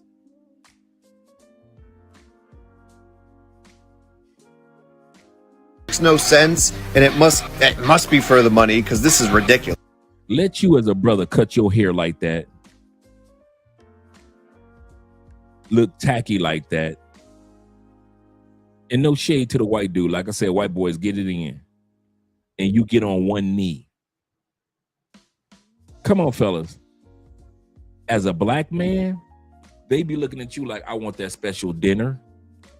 If you gonna ask to marry me, I need a special dinner. I need flowers, cars, and candy. I need my mama to be there. I need a photographer, a videographer. When you ask me to man, black men gotta jump through 1,000 flaming fires, flaming hoops in order to just get married. White boy can be ugly as can be. He ain't even got to dress the part. All he got to do is just get on one knee in front of his boys, half drunk, and he gonna get the okay. So white boys, take advantage of your white. Yep, that's his win. That's his win. That's what I was about to say. White boys, take advantage of your whiteness. Like, these are literal, just these white dudes that they're dating are total crotch pheasants, and I don't understand it. I don't understand it. There's still good-looking men out there, my beautiful black queens. What are you doing with that? I know y'all ladies like marrying men, but y'all better stay away from this one. Ain't that right? Just say yeah. Yes, ma'am. That's right. She got 9,000 wigs and weaves in the background. That's one thing about white boys. They will put up with them wigs and them weaves, bruh. They think that it's really a part of the culture. We've been trying to tell white boys for years that is not a part of our culture. We did not grow up with that mess. But since white boys don't know any better, they will pull the wigs, weaves, the eyelash, a whole room dedicated to wigs and weaves.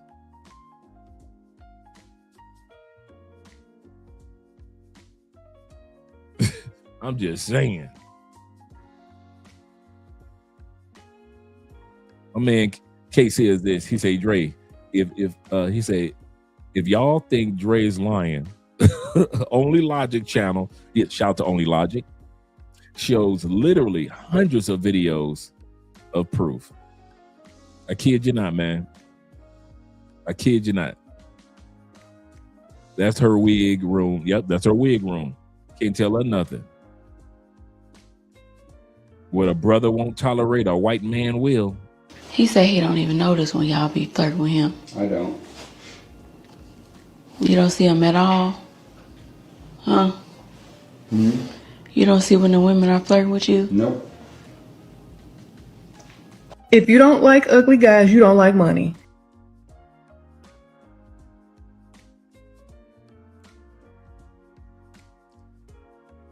Have they ever said that about us? They have never told their friends, their daughters, their nieces, their female co-workers, girl, if you don't like ugly, you don't like money.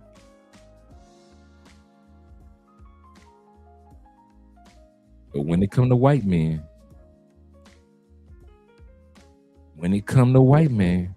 oh, shout out to Dirk. When it come to white men,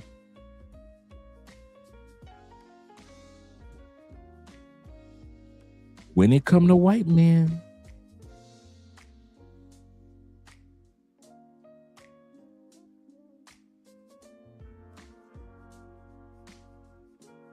when it come to white men,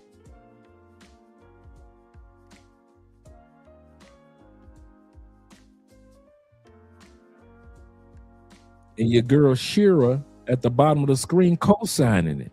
If you don't like ugly, you don't like money.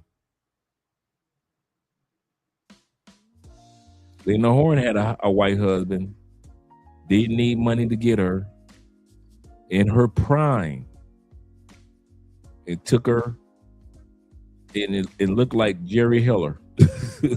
Right. That's a good point. That's a real good point. For real, my man got the red skull going on.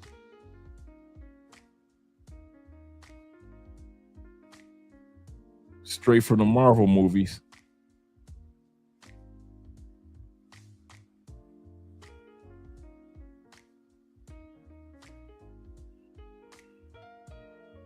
All you good-looking black men, you cannot compete with this. I'm telling you now. When a woman is determined to be with her ugly white man, there's nothing that can stop her. You men look too good. You're black and you look good. You are not her cup of tea. You are not her cup of tea. You guys walking around looking good, healthy, feeling good about yourself, got the black man confidence. She is not looking for that. She's looking for an ugly white man with money, low self-esteem, high bank account, high interest rates. If you don't like old or ugly, you don't. Here we go. Y'all want another view? Sprinkle. Sprinkle.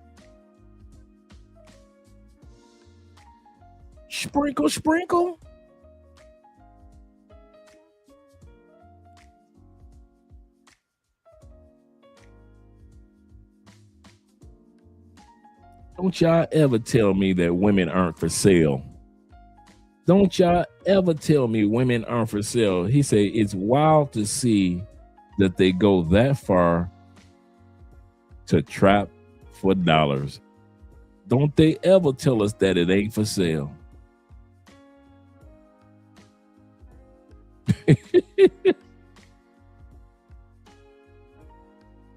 Could be albino.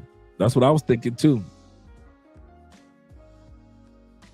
But he is not a handsome albino. I could put that out there. He said, honestly, don't care who or what these sisters mess with. I'm too focused on Latin. Come on, brother.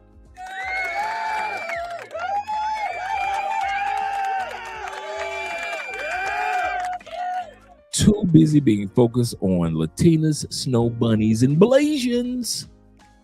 Absolutely correct. He said, I'm proud to be a handsome bro, blue book gentleman, blue book man. Absolutely correct. I wouldn't even be tripping on that dude. Yep. He said, I guess there's somebody for everybody. For real. Paper Route says this. He said they just eventually become the old black grandmother no one in the family mentions generations down the line. That's true. You know what? That's true. Shout out to my brother being in the building with the $9.99. He says this. He said, I just got in here. He said, and I know that the video already started. He said, but I must say I appreciate the cologne recommendations, Dre. That nitro man, listen.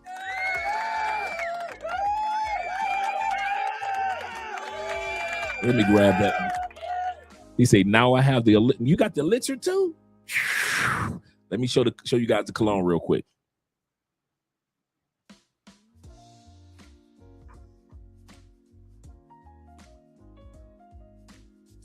Okay, the cologne that he's mentioning right now, which is like a $25, $30 cologne on Amazon, this is an excellent, long-lasting clone of Creed Creed Absolute, not Creed Aventus. My favorite Creed is Creed Absolute. Creed Absolute came about 7 years ago, so it's the latest Creed, or one of the latest Creeds. This is a clone of it by Dumont. That's the name of the brand, Dumont. And this is Nitro Intense. Nitro Intense. And I'm telling you, bruh,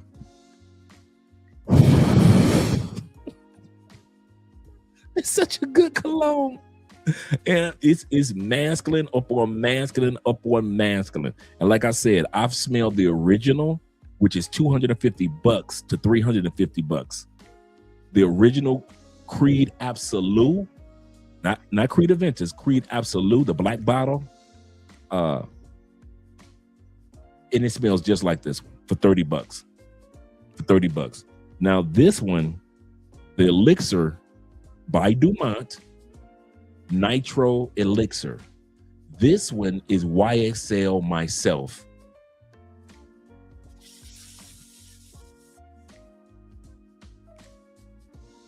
Y'all see this face? I kid you not. I am babysitting these colognes. I'm babysitting these colognes. I don't want them to run out. And I'm barely, and even though you can't see, I'm right around here with this one right here. I've had this one for maybe like 4 months. I've had, and it's right here. I can't tell what this one is, but this one is kind of like, it feels like it's about right here. So I'm going to get another one of these. But I'm telling you, if you want two colognes, that if you could just have two colognes for any trip that you take in any country, any time of the year, I promise you, you will not be disappointed. This is just $60, $40 to $60 for two colognes by the brand Dumont.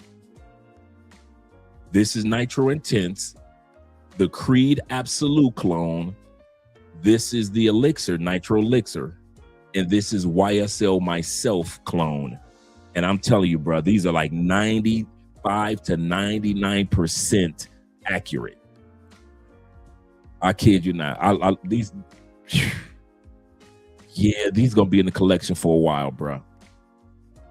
For a while. And I have the other one. This is the one I was telling you guys that smells like watermelon Jolly Ranchers, but it's very masculine. I mean, this is 1000% watermelon. Like it is very masculine. And this one is the Nitro Red Intensely. They have one that's Nitro Red Intense, not that one. Nitro Red Intensely, LY. So make sure you put the LY in there. This is the same price. And this is the watermelon scent one. Bruh.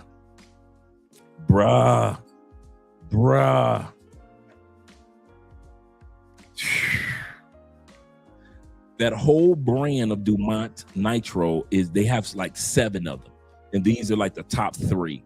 So just in case you were wondering if you see their brand. Yeah, man. Kid you not. He said, when is the next? You know what? I'm thinking about doing that one next month, man, because we had so much fun on the last one. We had so much fun on the last stream that we did on colognes, and and a few of the guys came up, that I'm looking forward to doing the next one for the colognes. Absolutely correct. Yeah, that's a good one. Yep. Shout out to Bill in the building. I've got that fragrance. Is different Club de Nuit. Yes. Remember, Club de Nuit Intense is Creed Aventus. Creed Aventus clone. This is the #1 Creed Aventus clone in the world. There are over 300 Creed Aventus clones. This one was one of the original ones, and ain't nothing came close to it. So if you don't have a bottle of Creed Aventus, don't even worry. Go ahead, take $25. These are like going on $20 for Club de Nuit Intense Men. And you've got your bottle of Creed Aventus all day long. All day long. All day long. This is Creed Absolute, the other black bottle. Remember, Creed Aventus comes in like a clear with a black label on it. The one that's a jet black bottle, because Creed has two that's jet black bottles. They have Creed Absolute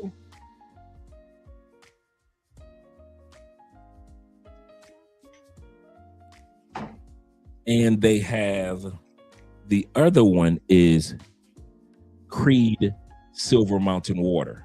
So this is the original black bottle. So I'm not talking about Silver Mountain Water, which is, goodness gracious. I mean, Green Irish Tweed. I said Silver Mountain Water. Silver Mountain Water comes in a white bottle, but this is Green Irish Tweed. Excellent, excellent, very masculine, very male in cologne. Green Irish Tweed. That's my favorite of all Creeds. But they have another black bottle, which is called Creed Absolute, which is one of the original ones that came out like 6 or 7 years ago. That one's like $325, $350, right? So Dumont came out with this clone, and bruh, I know exactly how Creed Absolute smells. This is it. I kid you not. This is it. So if you're not trying to spend $350, if you're going to spend $350, cool, nothing wrong with that. Do realize that's a flight ticket to Panama. You can go enjoy Panama for that $350 and still have this. So yeah, this one right here. So you got the Dumont, which is your Creed, Creed Aventus. You've got the Club de Nuit Intense, Club de Nuit Intense, which is your Creed Aventus clone. You've got the Dumont, which is the Nitro Intense. This is Club de Nuit Intense. This is Nitro Intense. And this is Creed Absolute. And you guys will thank me a million times for this one. This one is Intense, Nitro Intensely, LY. This is the watermelon scent. Great for beach. Like you at Cartagena. You're in Cartagena. You're in Panama. You're in the Philippines. Any island, bruh, you love it. And this one is the clone of YSL Myself. And this one just came out about 6 months ago. And this is the Elixir. So I'm telling you guys, these are really, really good collection. Really good collection. Let's get back to the video. We came for the Blasians. Dre, we are here for the Blasians. So shout out to all you guys that are here. Yeah, he said that's my daily. Yeah, yes, sir. That Club de Nuit is really nice. Cool Water Intense. Yes, sir. That's a good one too. He said if you start a cologne company in Colombia, sourcing materials straight from Colombia, call the company Dre and Dre. That's a good name too. That's a really good name.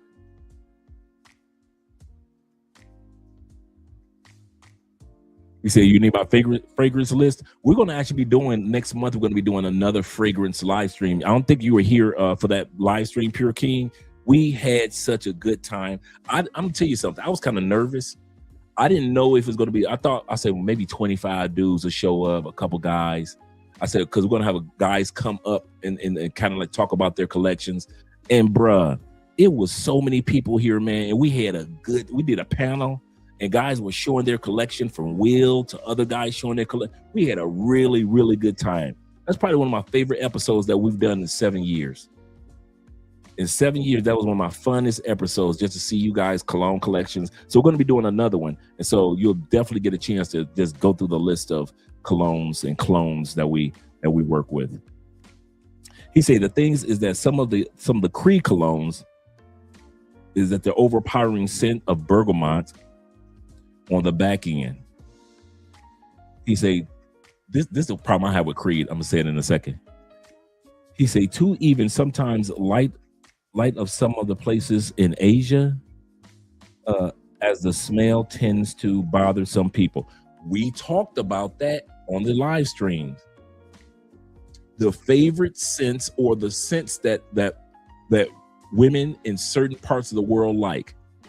Asians like the more floral scents on men because they have a lot of teas. So they're used in Asian countries, they're used to a lot of floral and a lot of scents that kind of go along with that type of atmosphere. They're used to the smell of incense, flowers. So there's a lot. So if you're in Asia, you're going to wear a lot of floral type of not perfumey smell, but floral scents that are men scents. In South America, they're more into the more masculine scents. So they're not into more flowery scents. They're in the more masculine scents. Black women in the States, they're more into the more gourmand scents. So anything that smells like caramel, chocolate, vanillas. Black women like the vanillas on men, things like that. So we had video about that. So we're gonna put it all back together again. We're gonna do it one more time for you guys that weren't here. He said, I'm into Guyanese Blasians, a lot of those. He say, she's still in my head. Absolutely correct. Yes, sir. There are a lot of those. Let's get back to the video, gentlemen. Shout out to all you men that are here and supporting the channel. But these are your queens. Don't like money, okay? Sprinkle, sprinkle. What you like is to be seen next to somebody that might look better than you in about 10 years. That's what y'all like, okay? I'm not doing that. I'm not getting ready to be with anyone who's gonna look better than me in 10 years. I'm gonna go out and look at the best. Look here, as a white dude from the South, there is no bigger compliment than getting hit on by a black woman. None. And it's always the same thing. They hit you with the whole, ooh, as soon as you hear it, it's fucking over. Ain't nobody about to tell me shit for 2 or 3 days. One of these white women could come up and just be like, you're ugly as hell. Maybe to you. Bitch, I'm a dime piece at Dollar General when Miss Rita's working. He said, I'm a dime piece at Dollar General if Miss Rita's working. If Miss Rita's working, shout out to Miss Rita. Make that country boy feel like he a dime piece. He said, a white woman could tell me I'm ugly. He said, I'm a dime piece if Miss Rita's working. Dollar General. And unfortunately, a lot of my extended family, because I'm Asian, believes in that. Like, oh, you know, he's a white... And just because he's a white guy, like, oh my god, go out with him. Go out with him just because he's a white guy. He has white skin and, like, blue eyes. And I'm like, I don't go for white guys because they're white. I go for a white guy if he's attractive, if he's a nice person, he's attractive to me. And meanwhile, women of color are expected to be exceptionally good looking to even be considered dateable by white men. Isn't that so messed up? And this is not even just like my own race. White women who just cannot fathom the fact that I am actually as attractive as they are, if not more. Like, with my disadvantage of having dark skin tone, I'm as attractive as them, if not more. If not more. And the reason I'm more attractive is that I am not a racist. I am not racist. I am not sexist. I'm not a colorist. And I don't put anyone with any kind of color category above or below me. And this comment that I saw under one of Allie's videos about how, you know, they just can't fathom the fact that her boyfriend would consider her attractive is just speaking out of a place of insecurity, because they cannot fathom the fact that a girl with dark skin tone looks as good as them, if not better, because we have been brought up in this mindset through colonization, through a lot of wars, through a lot of racist wars like, you know, slavery, etc., that dark skin can be considered as attractive. White, there's some guys out here, white, black, yellow, orange, who think my skin tone is absolutely beautiful, okay? And there's a lot of girls out here, a lot of men too, who are like, oh, you'd be beautiful if you weren't dark. You'd be beautiful. That's crazy. If you were not dark. There is no way. There is no way that I would tell this young woman to change anything about her. Hair looking good. She got the full lips. Eyebrows looking nice. She got think about it. She's got very little makeup on. I think she probably just got lip gloss on. And they are telling this woman you will look better if you weren't dark. This world is crazy.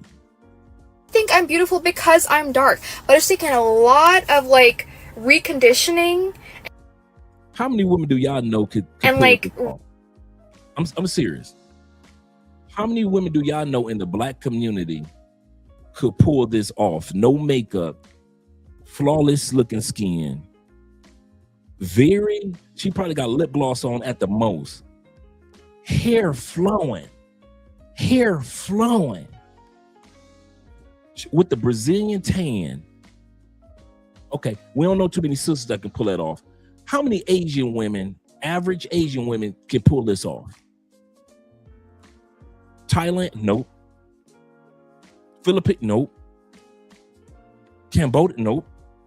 Just average white Asians in Japan and China can pull this off. Nope. As pale as they want to be and how much body bleach that they use? Nope. Natural beauty? Very little makeup? Okay, cool. How many white women have y'all ever seen that can pull it off with no makeup? To very little makeup like this woman is doing right here. Not too many. So for them to sit back and criticize this woman, they do themselves a disservice. And then at the end of the day, it don't matter what women got to say. It's all about what us men say. Reprogramming my mind to think that me being beautiful is because of my dark skin, not because you know what they used to do back in the despite my day? dark skin. You know what they used to do back in the day in Colombia? Some of you guys weren't around when me and Andrea told this story. Do you know sisters? You're not sisters like that hair. Do you know that true story? That there was a time here in Colombia. You know how dudes stop on their motorcycles and rob women of purses or cell phones, stuff like that, right? Do you know sisters used to ride through neighborhoods and put knives up to the necks of the Spaniards, or in other words, the machisto, hope I pronounced that correct, the white Colombians like Andrea, and cut their hair. True story. For a while, sisters in Colombia used to run up behind. They would see Andrea walking down the street with long hair.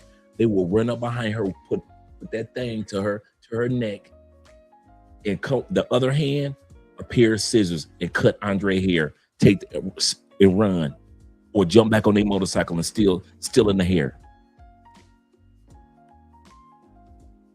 That's one of the reasons why you see, just one of the reasons why you see so many Colombianas when they always got their hair up in a bun. One of the reasons, because it's hot, of course, to keep the heat away from their neck with the hot hair. So they put their hair in a bun. But another one was, for years, Colombian women used to just put their hair in a bun so sisters didn't know how long the hair was. Yep, true story. True story. He said, my college professor, Miss Vance, before she got married, could pull this off. Yeah, yep. Pisces. No, not just the Pisces. Not just the Pisces, too. Yeah, they used, yep, Flicky. For a couple years, it went on until the police kind of like cracked down on it. But yeah, sisters just instead of just buying a weave, they just run up on put that straight on their chin, don't move, and them sisters be having them shears.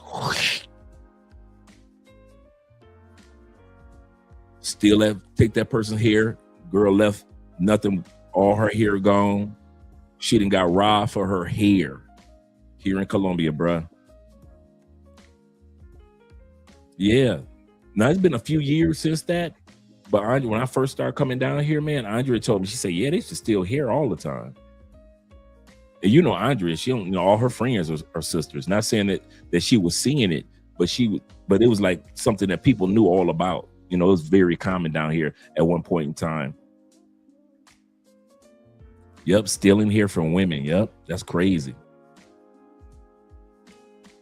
He say, to be honest, he say only ones hating are Keishas and the Pookies. The Pookies be telling black men that they too light skinned. Yep, they too light skinned to get chicks. Same Pookies be telling black men they too dark skinned to get dimes. Just hating. Just hating. Yeah, he said my 7th grade teacher looked like this, and she wore no makeup. Yeah, I could see why this woman right here gets hatred. And she's not a supermodel looking chick, but she's attractive enough to make women hate. Say black women do it in the States. They rob hair stores, and that's crazy. That's crazy. Wow. Skin tone. Like, I've had my grandparents say that I am beautiful despite my dark skin tone. Despite. So, I'm just very frustrated. I'm very frustrated by the fact that people still think this way. I'm very frustrated. But any woman of color out here who thinks that they are not adequate enough because they are dark, you're beautiful because you're dark. You're beautiful with your darkness. Your skin tone adds to your beauty. White, black, yellow, orange, blue, I don't know. Whatever skin tone you have, it is beautiful. And that is the most racist, sexist thing you can ever possibly think about. But because we are Indians, and like, you know, a lot of Indians or Asians are very shallow and timid, they just accept this truth to themselves, and no one stands up against this whole racist stereotype. So I don't know, I'm going on a whole rant over here, but yeah. Don't know if you know this too. I'd rather be right here with you. Nothing else matters right now. It's just you and me, boy. I don't know, boy. Blasians or Latinas? Latinas or Blasian? Goodness gracious, them Blasians, boy, looking good.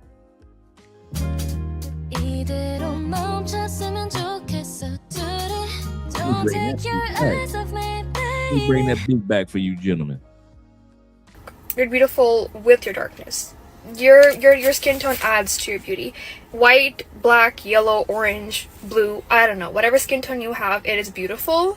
And that is the most racist, sexist thing you can ever possibly think about. But because we are Indians, and like, you know, a lot of Indians or Asians are very shallow and timid, they just accept this truth to themselves, and no one stands up against this whole racist stereotype. So I don't know, I'm going on a whole rant over here, but yeah. Don't know if you know this too. I'd rather be right here with you. Nothing else matters right now. It's just you and me, boy. 이대로 멈췄으면 좋겠어. 둘이 don't take your eyes off me. Little mama got the Janet Jackson abs from That's the Way Love Goes, with J-Lo dancing in the background.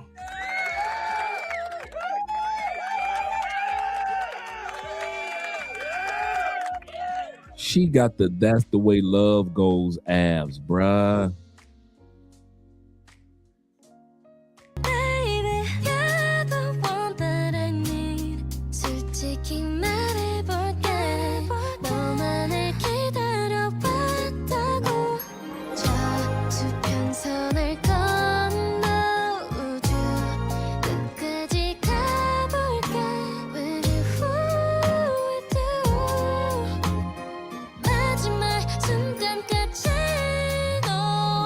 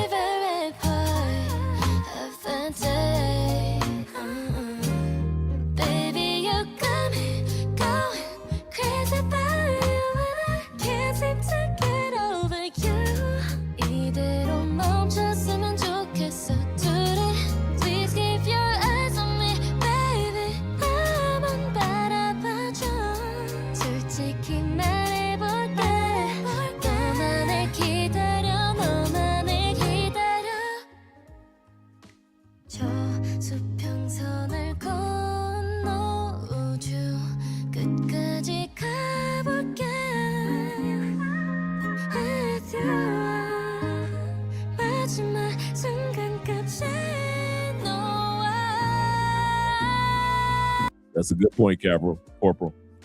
That's a good point. Can't seem to get over you. 이대로 멈췄으면 좋겠어. 둘이 please keep your eyes on me, baby. 나만 바라봐줘. 솔직히 말해볼게. 너만을 기다려, 너만을 기다려. 저 수평선을 건너 우주 끝까지 가볼게. With you. 마지막 순간까지 너와.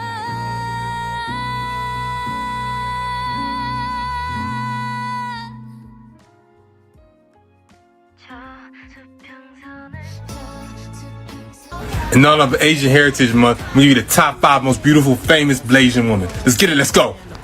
5, Janae Aiko. I think I pronounced the name right. Anyways, most guys in America want her as a girlfriend. I'm not one of those guys, but who cares what I think? It's most guys. 4, the actress Karuchi. She had Chris Brown in love, and she had Victor Cruz in love. Can you blame them?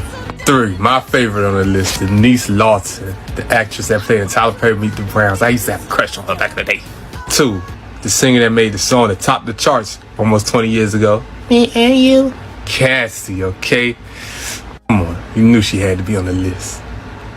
You keep forgetting that Cassie Blasian, man. Man, Cassie was, man, back in the day when Cassie first came about, bruh. Before she got with Diddy and you know, Diddy Jr., bruh, Cassie was nice when she first came out. And number one, the supermodel known as Kamara Lee Simmons, especially in her younger days. If you think somebody else should be number 1, let me know in the comments. Let me know who I missed. I might make a... You missed A. Marie. It's just one thing. You missed A. Marie. Yeah, Cassie Blasian. Yep. Part 2. Celebrities who are half black and half Asian. Number 1, Naomi Osaka. Naomi Osaka is one of the most famous Blasian celebrities in the world. Her father is Haitian and her mother is Japanese. So now y'all know she Haitian and Japanese and killing it on the tennis court. Yeah, you forgot about A. Marie. She was finding A. Marie first. Christina Milian, that's another good call. Good call. Seriously. She has spoken openly about identity, race, and navigating 2 cultures while becoming a global tennis icon. Number 2, Halsey. Halsey's father is African American, and her mother is white with Asian heritage through extended family lines often discussed in interviews. She has been vocal about racial identity, mental health, and growing up mixed race in America. Number 3, Amory, R&B singer Amory was born to a Korean mother and an African American father. Okay, she Korean and African American. Okay, we got A. Marie on here. All right, tell us something. Tell us something. Her music and style in the early 2000s helped define a generation, and she has proudly acknowledged her blended heritage. Number 4, Yoon Mi-rae, also known as Tasha Reid, is a Korean-American rapper and singer. Her mother is Korean, and her father is African-American. She is widely respected for breaking racial barriers in Korean hip-hop. Please stop telling all Blasian women that they look like the only 5 Blasian celebrities you know. The amount of times I've been told that I look like Naomi Osaka is absolutely unreal. She is a beautiful woman in and of her own respect. I am a beautiful woman in and of my own respect. However, we look nothing alike. As much as I would love to look like Miss Janae, I do not look like Miss Janae. She is a slay queen. I am a slay queen. We do not look alike. I absolutely think Sweetie is the baddest baddie that ever was. Am I Sweetie baddie bad? No, I am not. I am simply Blasian. But I am not her Blasian. Y'all gotta remember, it's different countries in Asia, so just because I'm Blasian doesn't mean I'm the same mix as her, okay? I would sell my firstborn child to be Kamora Lee Simmons or Ming Simmons. However, I am not either of them. So please, stop telling me that I look like them, and then telling me that I don't know what I'm talking about when I'm like, No, that young girl don't buy me fan pass. Maybe it's the kind of girls you're coming across. No, some Nigerian girls, yeah, some Nigerian you are having this mentality because the Japanese in you is now speaking. Some Nigerian girls, Bamo, I can't lie. Some Nigerian girls, a few percent, they okay. But when I came here, right, I had no job. No job, I think like 20 years old or 19 plus. The first girl I dated was working in a corporate company. Like she traveled to Europe every 2 weeks. But she dated me, without a job. I had nothing then. A Japanese girl can see potentials in you and still date with you. But Nigerian girl wants someone like who's already there. So this sounds like Nigerian dudes going through the same thing that stateside men going through. He said the Japanese woman, she was with them, he ain't have a job. He said, but the Nigerian woman, she wanted to already be there. Yep. Let's continue on. culture not really add up. Now just appeal that they do, not be saying we dey fight. When I'm trying to show love, when I appreciate us. How much does a man have to make to be with you? I need that bag. I'm not fucking with no regular ass nigga working on 9 to 5. You gotta. Now y'all know I had to have one ratchet one in here. Y'all know I had to have one ratchet Blasian in the mix. Here we go. Let's get it out of the way. Been there. If a man is living with his mom, would you date him? Fuck no. Why is you living with your mama at your grown ass age? If he asked to move in with you, would you let him? Is you paying my rent? Is you paying my bills? The whole thing? Whole thing. Like, he got to even pay for dates and everything? Everything. Fuck, I'm not no nigga the bare minimum. Do you believe in 50-50? No, because a man is a leader. If you can't lead, bitch, what I'm finna be faithful to you for? Can you do a 360 for the camera real quick? Okay. Hey, let me know in the comments what she is, y'all. One thing that I've learned about being an unattractive female for most of my life to then be. Oh, now she brought the glasses out. For all the men that love the ladies with the glasses, shout out to you.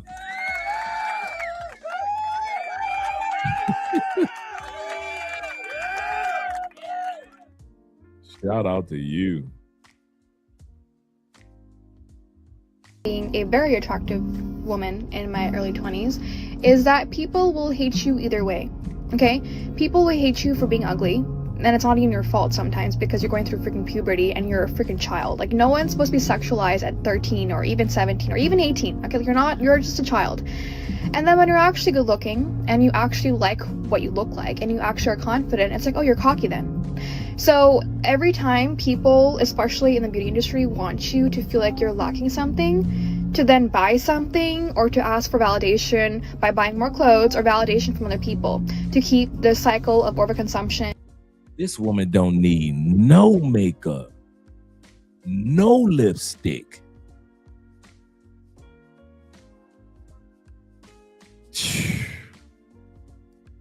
She like Kevin's. You know what this woman remind me of? When Kevin Samuels used to say, "What do you look like fresh out the shower?" What do you look like fresh out the shower and you can't use 7? I'm gonna give mama an 8. I ain't gonna even lie. Fresh out the shower, I'm gonna give her 8. I'm gonna give this one right here, no makeup. Come on, no makeup. The only thing she put on was glasses. Only thing she put on was glasses. Kevin Samuels said, fresh out the shower and you can't use 7. We can't give her a 6. No makeup. As flawless as that skin look. Oh man, she didn't hit the 8 all day long. And social media going, okay, and to constantly compare ourselves. And people hate you for that, especially in real life. Like, women think that I am so conceited, I'm extremely cocky, I am an asshole, I am uneducated, I am a dumbass, I'm corny, I'm weird, the list can go on. Okay, when I was younger, like even a couple years ago, I was like, oh, like I would make myself feel less than for people to feel comfortable around me. Look at that tan. Body just right, got the A. Marie built. It's just one thing, I've got to admit it. And I can sense, like, I'm not saying that I'm the most beautiful girl in the world, okay, but I will go into like rooms where women will just glare at me, and not even women, men too. Like, oh, and I was looking at her TikTok. She's a mathematician, and I'm talking about like quantum physics level. That's another thing. Shout out to Theo and all the smart women out there. Yeah, if you on TikTok, she's like her TikTok is called quantum something, man. So half of her TikTok is her, just showing her being a beautiful woman, and the other half is her just doing mathematical genius type stuff. Like she's at different meetings and conferences where she's a keynote speaker for her brains. Yeah. I just remember that part. Yeah. She's like heavy off into that like super nerd chick. Bruh, hey, I keep trying to tell y'all, get a nerd chick. I don't know why y'all keep trying to get with these chicks that's in the club every other weekend. Get you a hot nerd chick. I know Theo was in here earlier.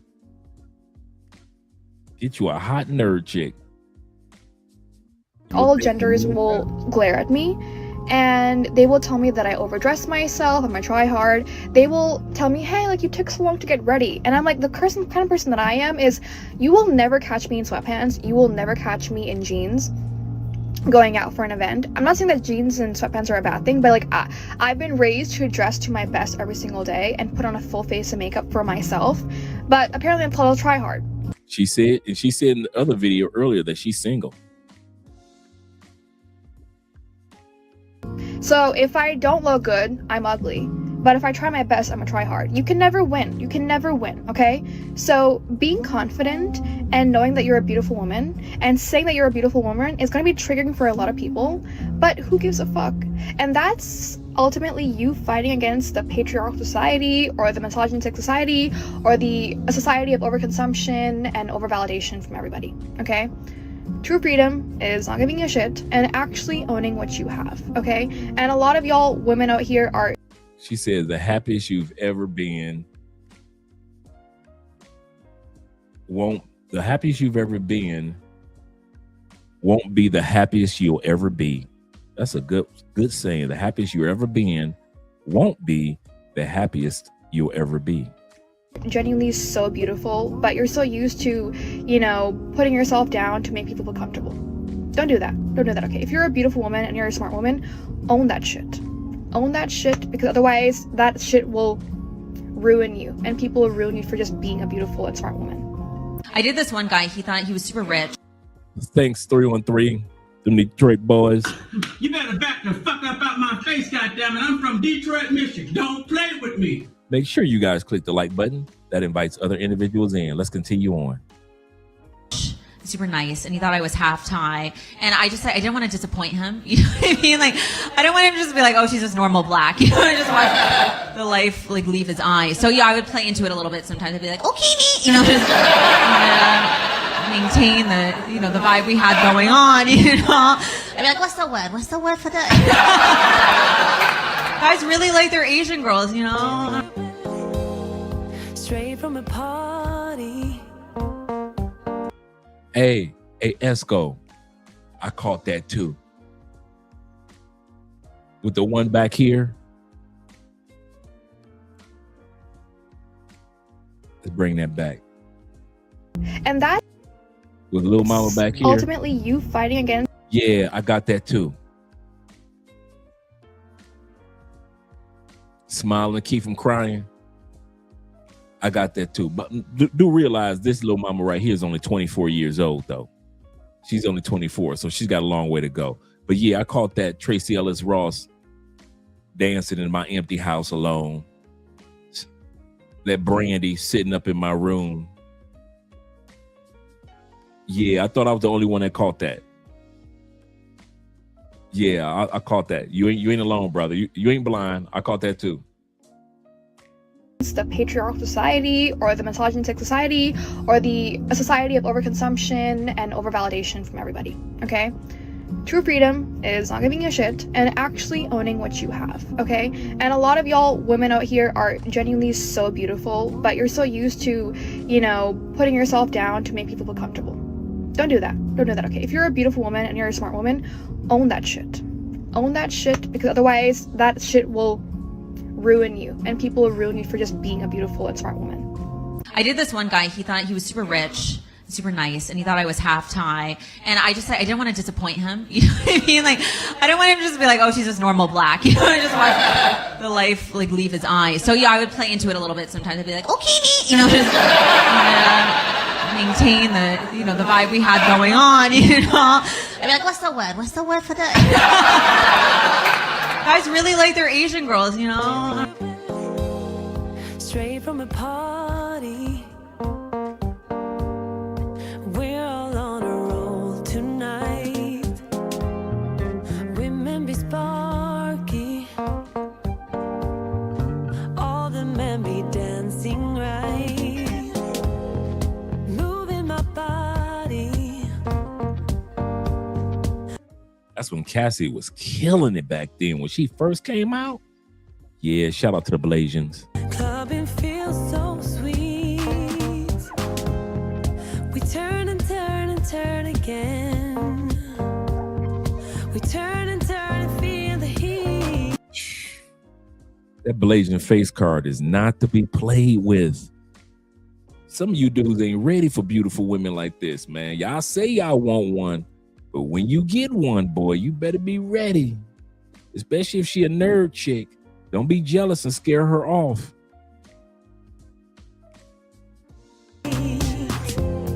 Straight from a party,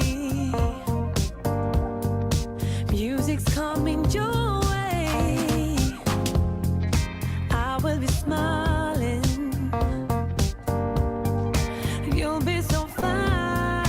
Do you believe there's a young world in my heart, telling me to dance, taking a chance? If you believe there's a young world come about, young world shaking the ground. Straight from a party, clubbing till the morning break, moving your body, talking to my soul. And I got all my sisters to the right, we'll be moving till the break of light. And I got all my brothers within sight, turning till the clock will strike 1, 2, 3, 4. Pretty people dance, pretty baby darling. Pretty people dance, pretty baby darling. And they wear very little makeup. Yeah, them lips, bruh, for real. We can bring that part back. You'll be so fine. Do you believe there's a young world in my heart, telling me to dance, taking a chance? If you believe there's a young world come about, young world shaking the ground. Straight from a party, clubbing till the morning break,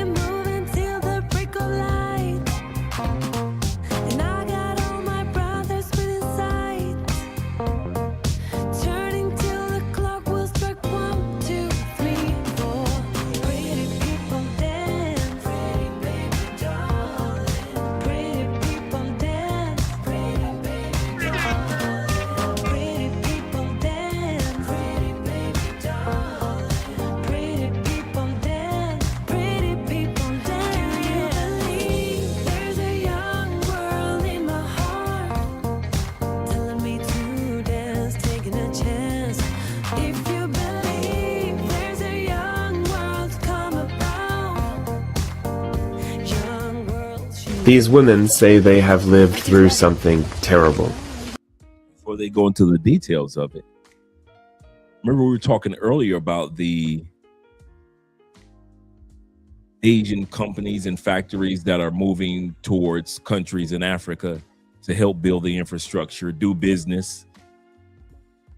Well, a lot of those men are having women with some of the native women in Africa, some of the Asian men that are going to Africa, especially from China. And we're going to see what happens to some of the children that are born Blasian. To show us, they took us to the cemetery in their village. Next to well-kept graves, a group of others, where the grass has grown wild. This is a grave of one of the Japanese children. According to these women, these are the graves of the babies they had with Japanese men, babies who were systematically killed after they were born. So they were killing the kids or deleting the kids after the kids were born. The doctors would take the children and the women would never see the kids again alive if the woman got pregnant by a Japanese guy. Even points out the grave of her baby. The Japanese doctor took my child and went over there with his doctor friends. I stayed outside. They talked to each other, and when they came out, we got in the car and left. And my baby died. We spent the night with our baby. He was fine. In the morning, I left him with his Japanese father. I went to get water. When I got back, the baby was weak. We went to the hospital, and the baby got weaker and died. I had 8 children who are still alive. Only my Japanese child died. I had a baby with a Japanese man who died. I've had 7 since, and they're all alive.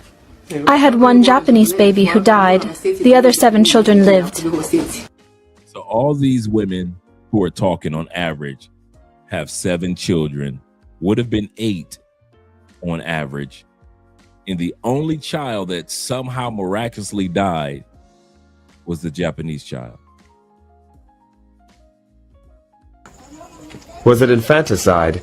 Perhaps. But 29-year-old Nana was born in the same era from a Congolese mother and a Japanese father. Today, she calls herself a survivor. Africa. This happened in Africa. All those Japanese businessmen that have been going over to Africa, just like the Chinese, they're getting these women pregnant, but instead of taking care of responsibility, they're just they're just giving birth to the babies, and then somehow, some way, the babies are coming up being deleted.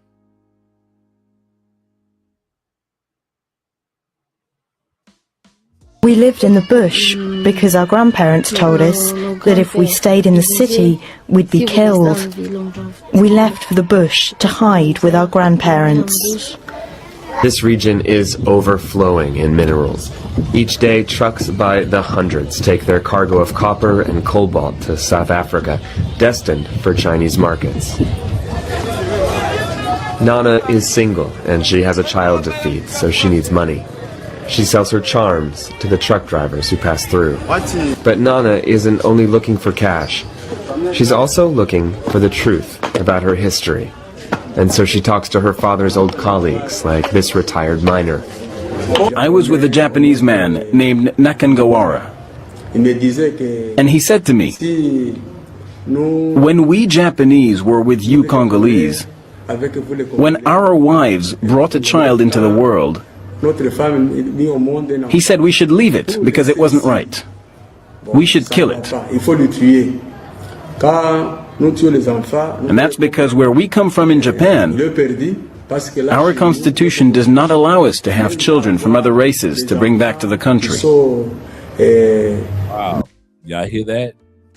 Their constitution in Japan, maybe some of you guys, T-Mac or Theo, can confirm this.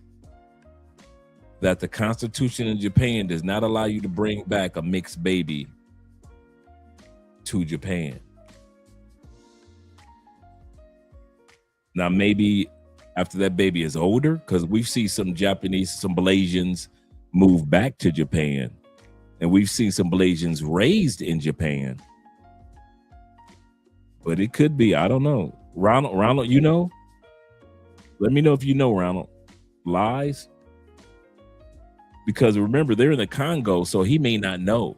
And he may just be going by what his friend told him. His friend, who was Japanese, who she thinks might be the young lady's dad, he said that's what he told him. Tevin said, you need more clarity? Yeah, let's bring that back, and then we're going to let it roll for a second. And so she talks to her father's old colleagues, like this retired miner. I was with a Japanese man named Nakangawara. And he said to me, when we Japanese were with you Congolese, when our wives brought a child into the world, he said we should leave it because it wasn't right. We should kill it. And that's because where we come from in Japan, our constitution does not allow us to have children from other races to bring back to the country.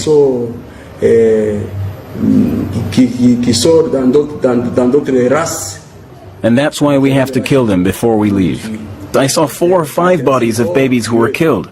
Their mothers were crying, and they went to bury them.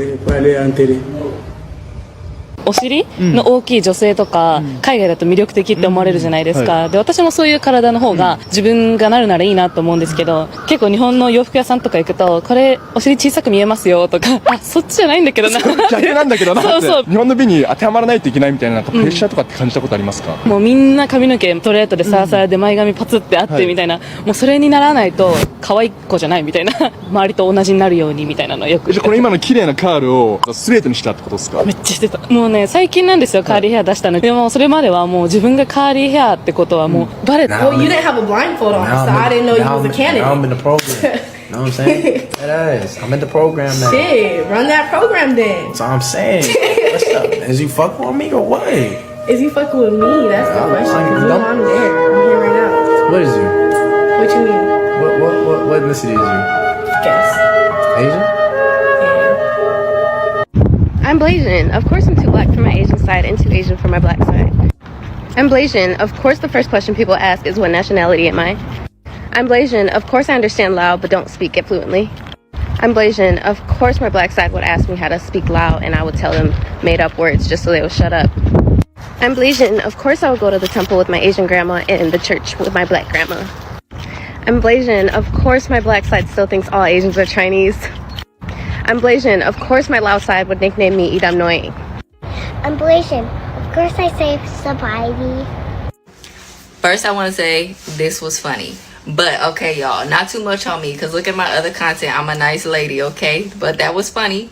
I accept the jokes. But said you sound hood, but you look like Sue Young from Rush Hour. She seems like a sweetheart, though. Let's hear what she has to say. there are a few reasons why I sound like this. First, I wasn't actually raised around my Asian side of my family, though. The only person I was around was my mother. And my mother is very much American. She sounds just like me, literally just like me. She was raised in Georgia too. So if you heard her talk, you would hear the same thing. Also, I don't have a strong Southern accent because once I became an adult, I've lived all around the U.S. at this point. I spent a lot of time in California. So people who are saying that I sound like an Asian from Oakland, like, I know what y'all mean because I've heard the Asians in Oakland and we sound similar. It's kind of like Spider-Man meme. But yeah, I sound like this because I was born and raised in Georgia, and I was raised by my dad, who's black, and I was raised by a majority of my black. Oh, by the way, I checked out her, this young lady's TikTok, and she's a comic book junkie. So she likes her comic books and her anime and her Marvel movies. So that's why she threw that quick Spider-Man meme off in there. I was like, yeah. And so I checked her out. Yeah. Yeah, she is. She's so hilarious. Her TikTok be having me dying laughing. Yeah, she's kind of she's down to earth as can be, man. Just sweet energy, man.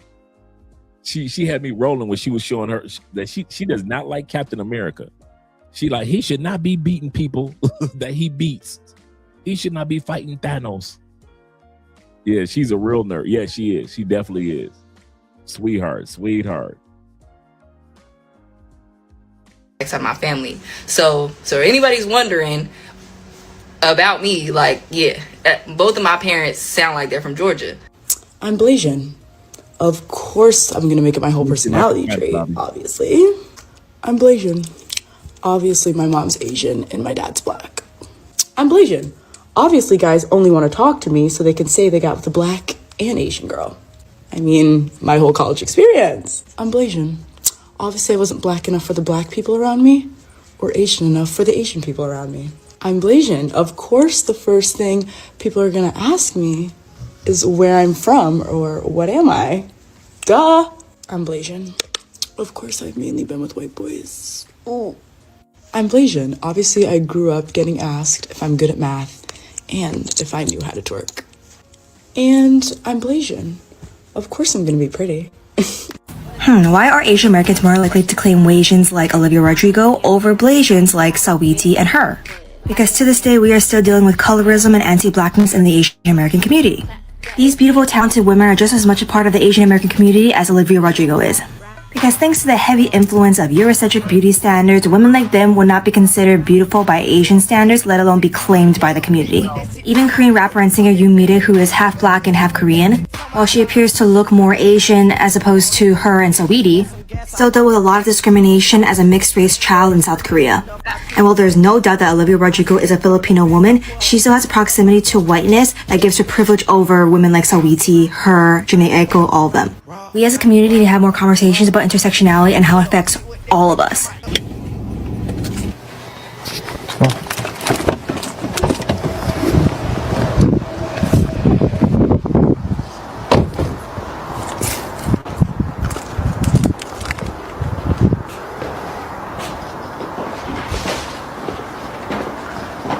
Hello. How are you? 엄마 아빠가 내 여자친구가 만나기 싫어가지고 들어왔어. 왜?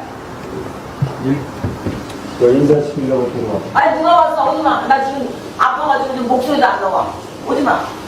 엄마 아파가지고 지금 큰 병 걸렸어. 지금 엄청 다음에 응? 누나도 지금 아프고 지금 아파가지고 다 쓰러져. 전부 다들 지금 독감에 목소리까지 걸려가지고. 빼놔가지고. 그럼 언제 만날 거야? 언제 만날 거야? 아빠가 그러면 연락해 줄게. 언제?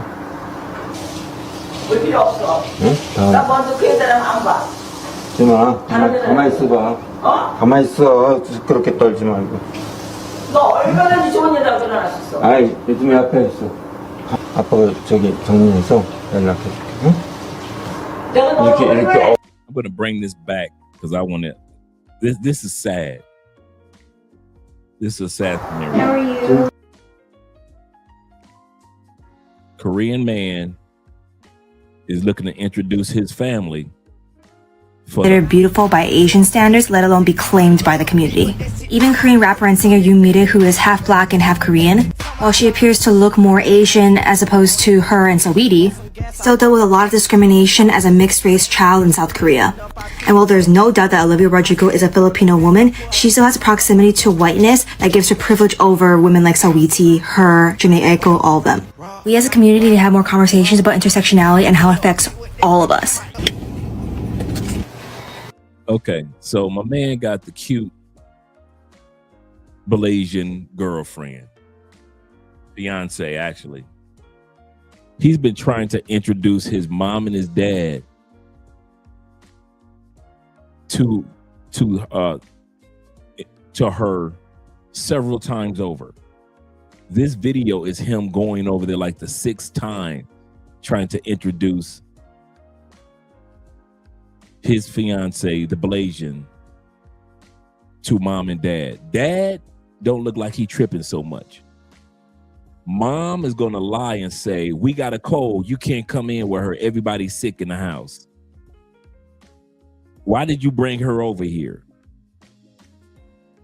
That's how adamant. Maybe another 15 minutes. Is that?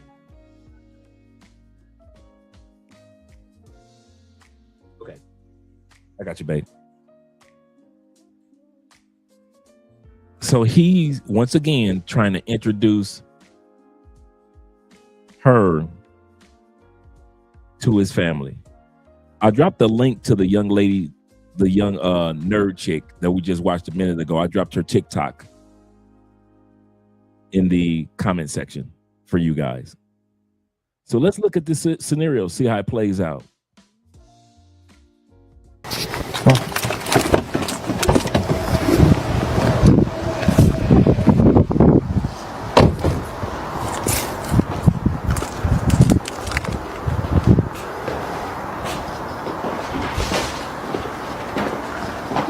Hello. How are you?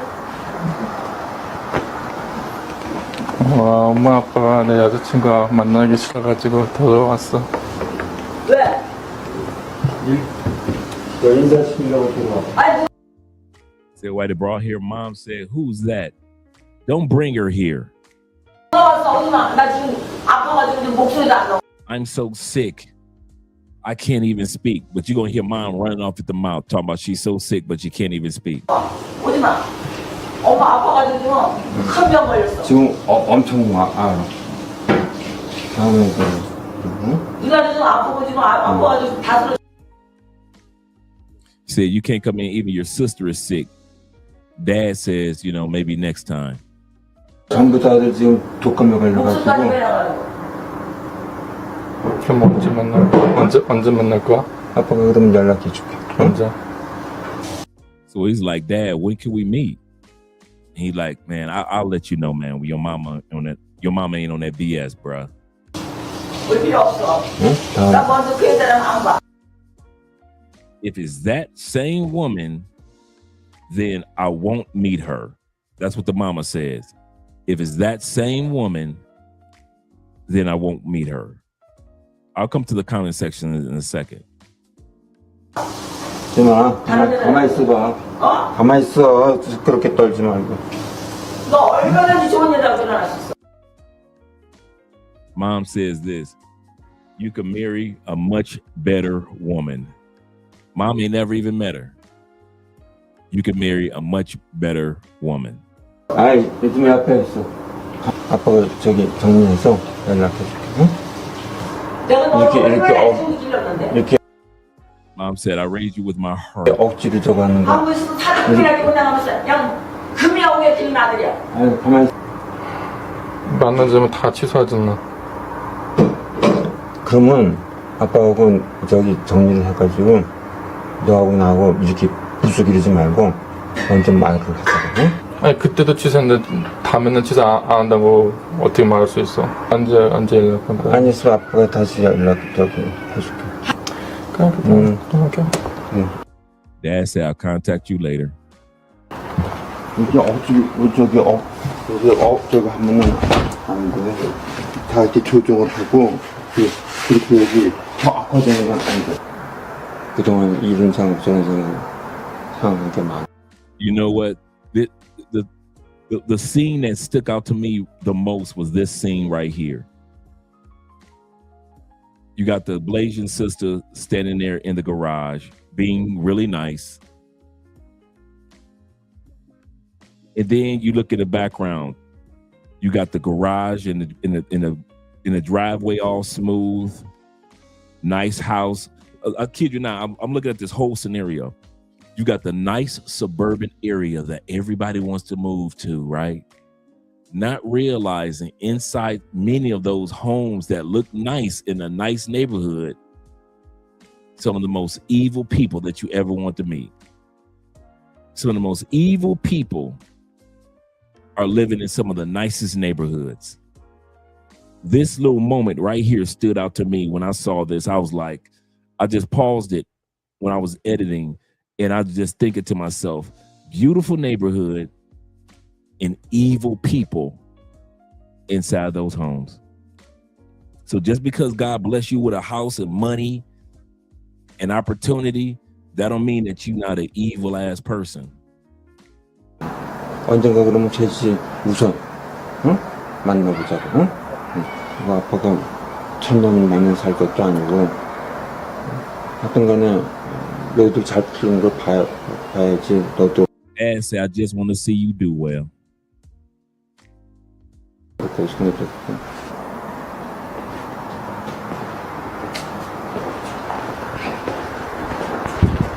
As a matter of fact, another thing too, at one point, a Chinese girl was my roommate. She moved over from China to go to the University of Lincoln, Nebraska, which is a PWI. Well, we became roommates first, and then we became friends. She said she had a hard time like fitting in. People used to make fun of her food and shit like that, and she didn't really want to eat around the white people because they was fucking with her all the goddamn time. Anyway, she in the PWI, she was trying to make friends and stuff like that. Some of the white girls used to make fun of her. And then the white dudes would make fun of her and shit like that. And then she also said that her parents would kind of want her to be Americanized, I guess, like be with a white dude or something like that. She wasn't actually into white dudes though. They would like make fun of her, like the way she looked and shit like that. Because, you know, she looked different. She looks very Chinese, bro. She Chinese as fuck. She just don't fit the white standard of beauty. That's basically what it was. It was starting to make her self-conscious. Like she started going to the gym because she was trying to get like a body like white girls. And this is also the first time I ever seen a thick Asian. Proportionate. You know what I'm saying? I was like, it's cool that you get in the gym, but don't do it to like try to get skinny and all that shit like these white girls. I was like, no, just do it for your body to be fit. She really started getting self-conscious about herself. I was like, I know you're not paying attention to this, but I do be paying attention to this. I was like, look at how people look when you walk by. She kind of shy about the shit. And I was like, just look. Like, you don't got to take a hard glance, just look. And then we walking out and she's like, oh, they really are checking me out. I'm like, dog, girl, you look good. What you mean? They don't know how to approach you. I was like, it ain't that you ugly or nothing like that. You are unique. Embrace your culture, embrace your nationality. As a matter of fact, another thing too, she was like, I don't think people would be very interested in me, like how I came up and where I grew up and my culture and all of that.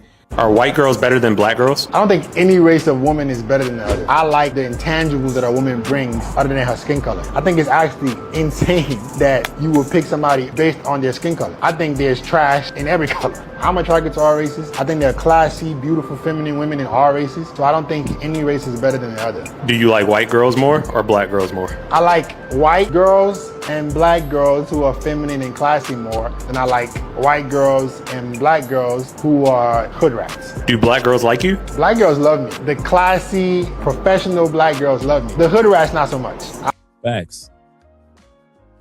For many men is that scenario. For many men that I know, we're about to wrap it up in a moment, that you were birthed with the ability to appreciate women no matter what color, race, color, or creed. Some of you guys that love sisters, love them. I'm gonna say this again. Some of you Latin brothers that love Latin women, love them. Ain't nobody got nothing against you. But there are some men, such as myself and others, if you're a good woman, you're just a good woman. I really don't trip on what your race is. I've never been one of them dudes. Never have. And I know plenty of you guys that are just like me, that you really ain't tripping on race. If she a cool white girl, she a cool white girl. She just so happened to be white. I like the fact that she cool. If she a cool Latin girl, so be it. She a cool Latin girl. I like the fact that she cool. She a cool sister. Hey, so be it. I like the. Some of us ain't never really get caught up on that. The Dr. Umar, the black community. I never did that. And some of you guys have never done that. Some of you guys, it's just not in you. There are guys like me that if we said that we only date sisters, we'd be the most hypocritical dudes that you ever met. There is no way in the world I could have walked this planet and just dated sisters. I'm gonna say this again. For all you brothers that only date sisters, Black Power, Ungawa, I'm not coming against you. All you Latin brothers and white boys that say I only date white women, so be it. Be with your white girls. Nothing wrong with that, right? But I could never.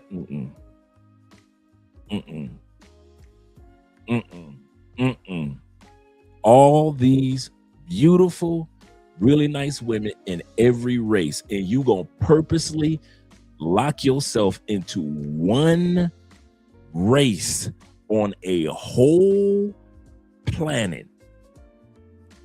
Some of y'all like black girls, and you won't date an Afro-Colombian.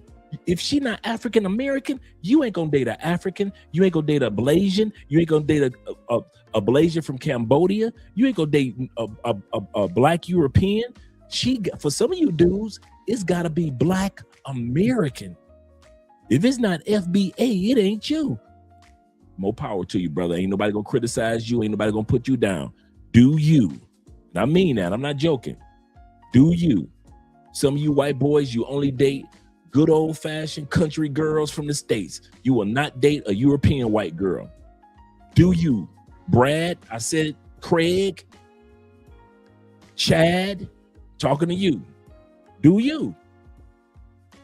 But as for the rest of us, ain't no way in heaven are we gonna sit back and be Dr. Umar's. Hell no. Hell no. No, can't do it, bro. Can't coach them. Can't play with them. Can't win with them. Can't coach them. No. Some of you dudes could pull off. That's one thing you guys could pull off that I can't. I could have never did that. Date only black women.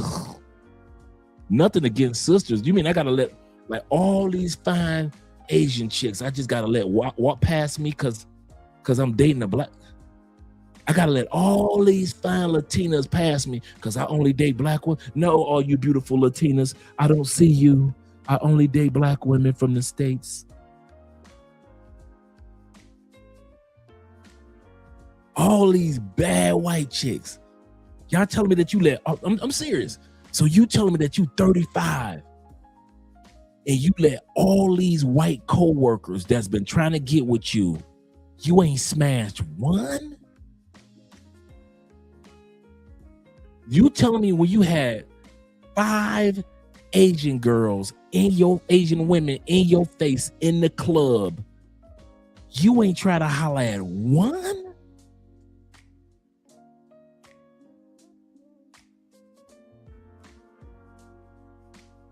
You coming down to South America, you ain't touching nothing that's Latin because you want to go back to African American women?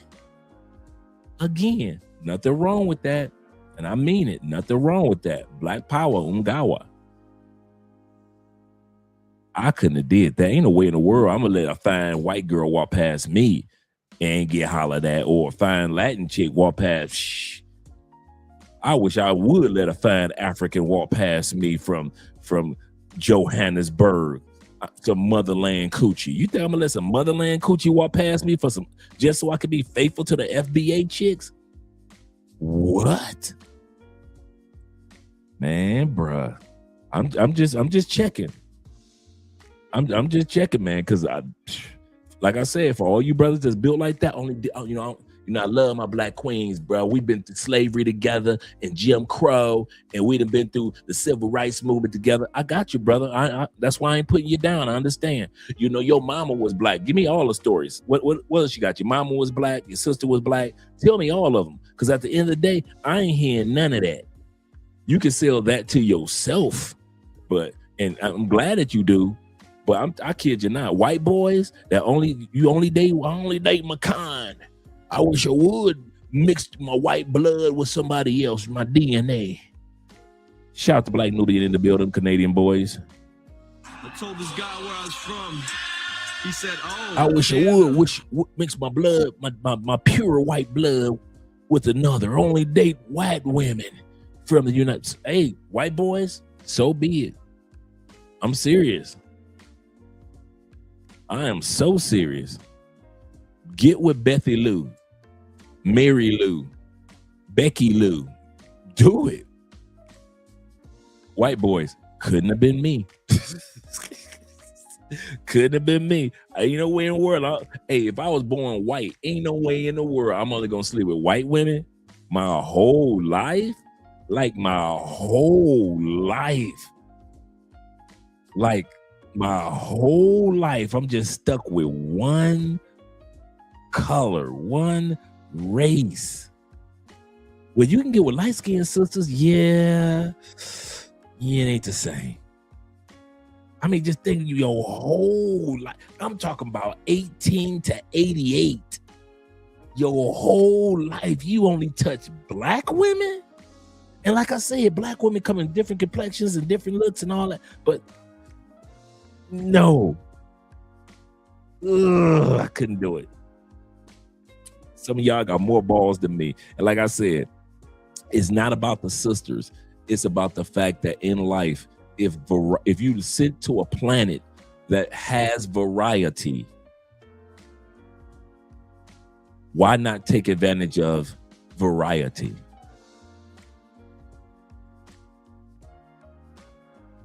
For example, white people didn't become white, the term white, until 16 something, right? 1630 something. You do know that's when the term black started or Negro started coming about too. Prior to that, wasn't nobody saying black, wasn't nobody saying white. They were judged by their tribe or country they were from, or city, or and we were judged by what country or tribe or city that we came from or village that we came from.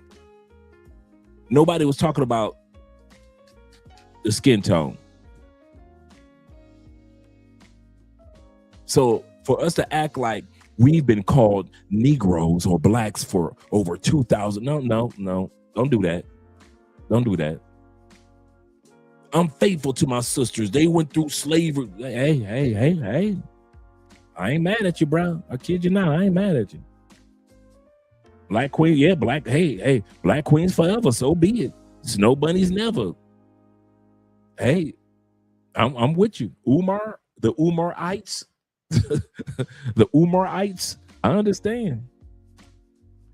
He said, I like women. I am not with that only being with your group. It's a big world full of women ready to be explored. He said, and I'm all for it. And that's exactly how I feel. Yep, he said, I blend in like camouflage. Shout to Uriah in the what? My brother in the building. Salute to Uriah. With the $10 love. He said, salute to everyone in the chat. He said, dropping some love to you, brother. I appreciate that, man. I really do appreciate that. Yeah. Kid, you're not like I couldn't. Yeah, I'm like coastal, man. I blend in like camouflage. It doesn't matter what culture. I'm not really one of them dudes that's like, yeah, that's not. No. I can't even put that loud there. He said, I'm like Martin Luther King of Dayton. He said, I see no color, for real. Seriously, man. I pledge no allegiance to a color. When it comes to Dayton, yes, sir. I kid you not. I'm just like the rest of you brothers. There's a lot that I do for the black community. I let the black community dictate a lot about my life. Dating was not ever one of them. Black history and being strong for my community and be a positive black man. I'm with you on all that. But the dating, yeah, you can put it into that one. He said, I'm from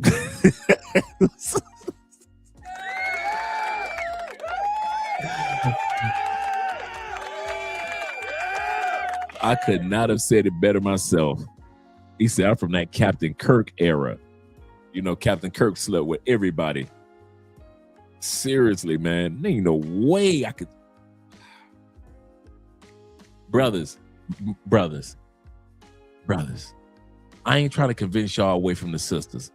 You know, some of y'all be like, you know, I'll be with these other women, but in the end, I'm gonna marry a sister. Okay, however you gonna do it. Okay. But just go out there for a minute. Just date another woman from another race just to see how it is. Just to see how it is. I kid you not, bruh. I kid you not. You will not be disappointed. And here's the part that'll get you. And these guys can attest to this. The guys in the comments can attest to this. You'll find that her race becomes secondary. If she's attractive, you didn't get with her because she's an attractive Asian. You got with her because she's an attractive person or woman. Some of us are dating a very attractive Brazilian women, but that Brazilian part over time becomes secondary. You don't really think about it as much as when you first start dating that person, and you really enjoy the fact that they're a good person. Like you think, man, she's a good person.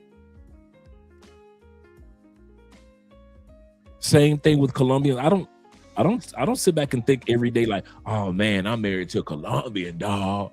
I don't like initially, but you think about that every once in a while. It might come to your mind, but for the most part, you're just happy about having that person in your life. And so for all you brothers that think that it'll be something awkward to be with some other race, it won't be. Because you'll realize a good woman is a good woman is a good woman is a good woman. And a horrible woman is a horrible woman is a horrible woman is a horrible woman.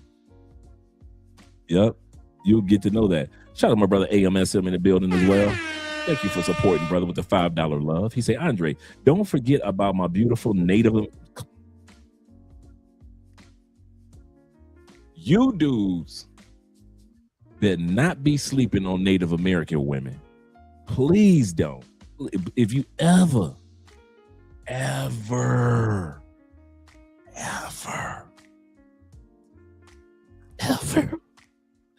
get a chance to date a Native American woman, you will thank me. You will thank me for the indigenous. Yes, yes, yes. They are gorgeous. When they are fine, boy, they are fine, bruh. Yes. And the church said, Uriah says this. He said, don't forget to hit the like button, brothers. Yes, sir. Subscribe. Black Male Media. Yes, support Black Male Media via Super Chat, stickers, Cash App, PayPal. Appreciate you guys tonight as well as supporting the channel. And thank you guys for being patient with last night's episode that didn't go through. He said, I like Asian women the most. Never been ashamed. Absolutely right. Right. It's like it is what it is, what it is. When you walk past, I still get the stares. If you think Afro-Colombian sisters don't look at me the same way sisters in the States do, oh, you with a white girl. That's how they look at me and Andrea. You with the white girl. I don't care. If I was in the States, I probably would be with somebody else anyway. I'm serious. There are dudes that date across the board, and it is what it is. And if you meet somebody cool, you're not going to throw them away if just because they're from a different race. And then there's the dudes that say that I only date black women. I'm gonna tell you this. Most dudes that say that, it's because it's not that many other cultures in their community that they get to know. Like they may have 5, like they go to work, right? They go to work. Might be 5 Asian chicks, maybe 10 Latinas, and like 90% black women there. So that's their environment. Then they go home to their community, and it's mainly black people that they hang out with on the weekend, barbecuing there. So most dudes I know that say that they don't date anybody but black women, that's because most dudes don't even allow themselves to go into different environments. I know black people that have never, I know black men that have never spoken to any other race outside of work or going to a store. Let's say this again. A store, a restaurant, somewhere that's public, or work. They have never spoken to an Asian person outside of a store, whether it be the liquor store, a hair product store, whether it be a restaurant. They have never spoken to a white person outside of a restaurant, outside of a store, outside of the gas station, outside of a sporting event. They've never spoken to a white person just having a couple beers at Buffalo Wild Wings and just chopping it up watching a football game. They've never done that, ever. Ever. So those brothers, I can understand why they say, my black queens, I won't be with nobody but my queens. I'm supporting the community. I got you, bro. I got you. I ain't mad at you. Support the community. All you Umarites, I got you. Tariq Nasheed, all y'all brothers, I got you. You know, Anton Daniels, use up all the black girls you want. Use them. I ain't mad at you. I do what y'all do, brothers. As for Andre, nah. Living in Florida, there are certain states that you don't have a choice but see and enjoy diversity. New York, Texas, Seattle, Washington, in other words, Oregon, California, Nevada, Florida. And I'll throw a little bit of Louisiana in there, but just a little sprinkle of Louisiana. Those states I just named has just a myriad of diversity. New York, Seattle, Washington, Oregon, California, Nevada, Texas. I'll even throw a little bit of AZ in there. A little bit of New Orleans diversity. In Florida. And the rest of y'all, like Chicago, Detroit, y'all get a little sprinkle of like Chicago get Mexican, a lot of Mexicans for years. Y'all get a little sprinkle of the Latin community, but y'all get very little Asians. Detroit is 85% black. So y'all really don't get nobody but maybe a couple of white chicks, and we get Arab, we get Middle Easterners in Detroit. So we're the largest Middle Eastern population outside of the Middle East. Most people don't know that. Detroit, Michigan is the largest population of Middle Easterners outside of the Middle East. So we get a lot of Middle Easterners there, but other than that, DC, you said DC too? Shout out to DC. But yeah, Ronan says this. He said, nah, Louisiana, the original melting pot before the rest of the U.S., it was Louisiana. That's why I kind of figured. That's why I had to put that Louisiana off in there.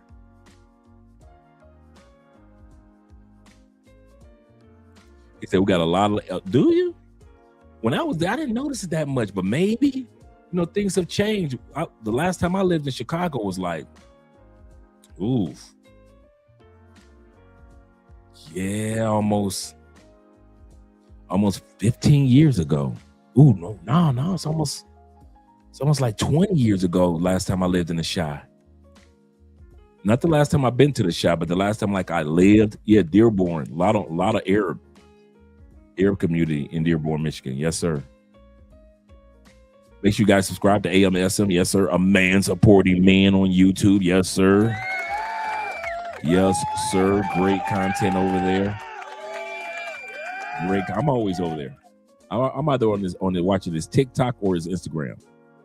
So I ain't gonna lie. I'm mainly watching your Instagram a lot. So you drop a reel, I'm kind of checking them out. Some good ones. He said, yeah, I've experienced Latina snow buddies and Middle Easterners too. Yeah. Shout out to my man African Wolf in the building. Let's watch these last few seconds of the video, and I'm going to do the outro. I mean, it's just a few seconds. Like my brother was saying, he said, hey, listen, let me bring that back. What type of women you like? He's like me, and like a lot of you guys. Number two, you like diversity, but Is it just me? Put a 1 in the comment section. And I mean this. If ratchet chicks aren't attracted to you, I could put a 1 in the comment section. Put a 1 in the comment section if no matter what you do, hood chicks do not see you as that dude. They never have. You just say, I don't care how fine she is, ratchet chicks just don't gel with you. Even if you've dated a couple of them, even if you've taken a couple out on dates, it just feels awkward. It just, something ain't right.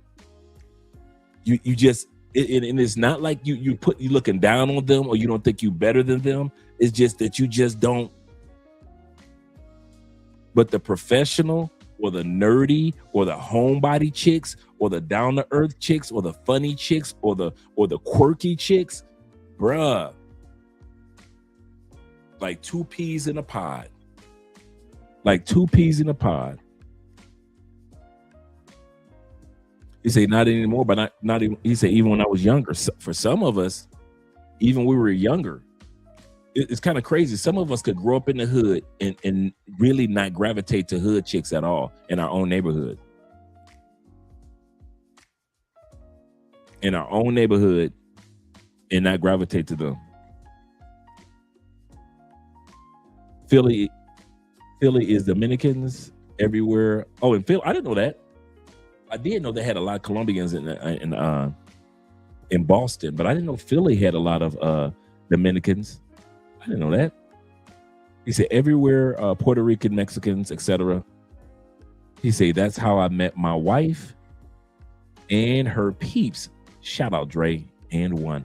I didn't know that, brother. You just schooled me on something. Shout out to you. You just schooled me on something. I did not know that about Philly. Yeah, I kind of, the reason why I did that survey, guys, because I knew it wasn't just me.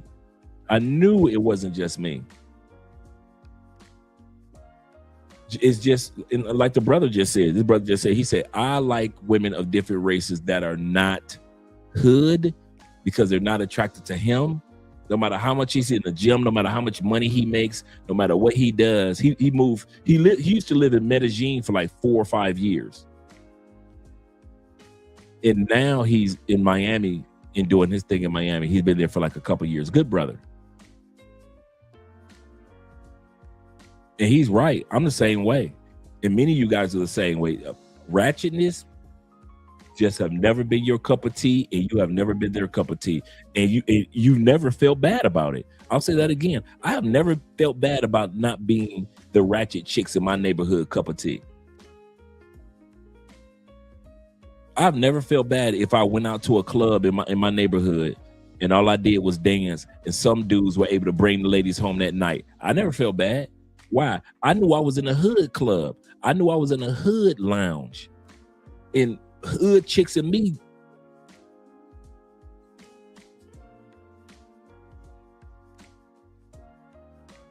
Just, you just.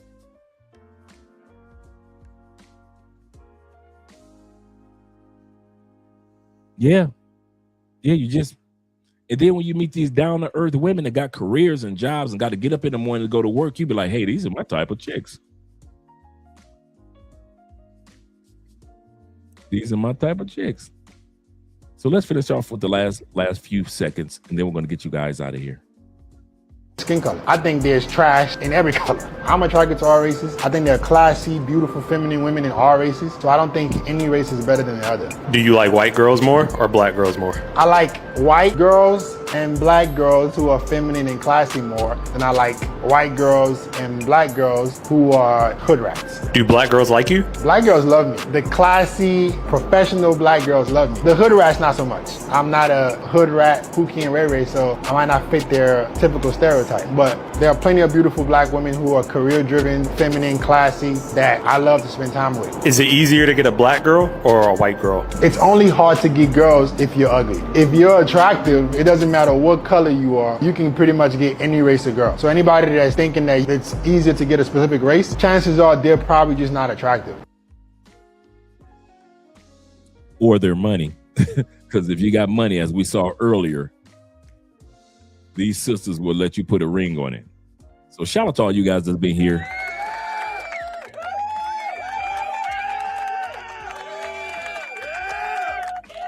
Tomorrow's video, we've got the Passport sisters once again trying to give advice to other Passport sisters to keep from crashing out. So that's tomorrow's episode. And then we got another one for Friday. Anton Daniels gets punked by a panel full of brothers. Anton, I guess he thought these brothers were going to come up. You know, he jumped up on this one dude's channel, which is cool. And there was a panel full of brothers. You know, Anton used to be in a panel that he could control. In this video, he's on a panel full of brothers. And they tell him, man, what was you thinking when you was on Corey's show? Some of the brothers said that he handled it correctly, but most of the brothers was like, man, you got punked. One brother said, he said, I saw you stand up, Anton. He said, would you stand up to run? He said, who said that? He said, I said it, the one next to you.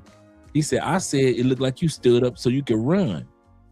He said, because the way you ran out of that studio, he said, man, you weren't going to do nothing, man. He said, man, it's funny how y'all, Anton says, it's funny how y'all dudes, all y'all talking about that y'all will fight somebody. Y'all ain't gonna fight nobody. Another brother on the panel said, I would have fought. He said, who said that? He said, I did up here. He said, I would have fought and I would have fought you. I mean, them brothers on this panel, them brothers did not hold back. They came just full force. I was like, I don't know why Anton thought that black man was going to defend him like black women. And then we got another video that we're going to be looking at Friday with Anton, along with those brothers, of a sister that's singing. Anton was hitting me up in my DMs talking about flying me to Detroit before he was talking about flying out Mika. So we're going to look at that this Friday, but tomorrow is the Passport sisters. Thank you again, guys, for the support. Appreciate you, gentlemen. Let's get ready to get the Blasian outro that was custom made for this particular show.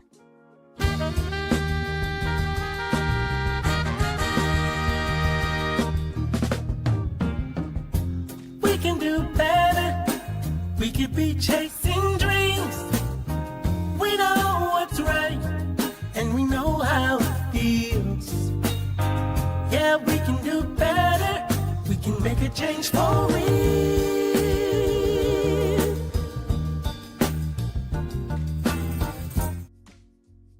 Oh yeah, I'm gonna bring that back. Remember, guys, the part that I like about this montage that I put together, this closing montage, is my favorite part. This is an Asian group singing 1980s R&B style. So as you hear these dudes sing, these ain't no brothers. These are Asian brothers that sing it. And these brothers sound like they from the 80s, bro, from the 70s. I'm like, man, they about to have Marvin Gaye in the background. So as you enjoy the ladies, enjoy the Asian brothers singing too.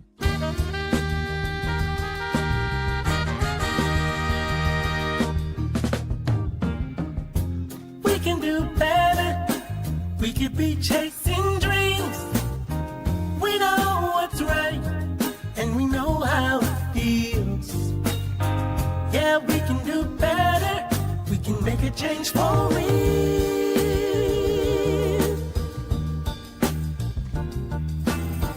Yeah, we can do a lot better. We can be facing fears. We know what's up, and we know how to get there. Yeah, we can be stars. We can be the best. Just put us to the test and we'll show the world there's another way. If we just try a little every day, we can make it better.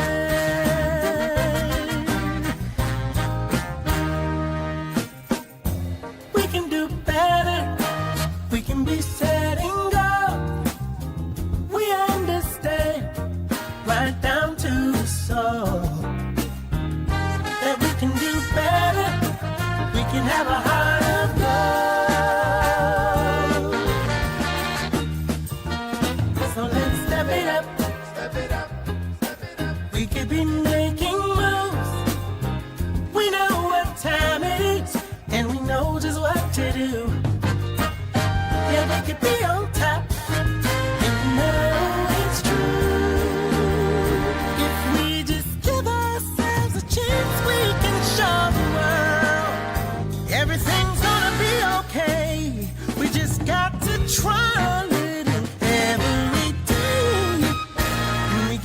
make it better.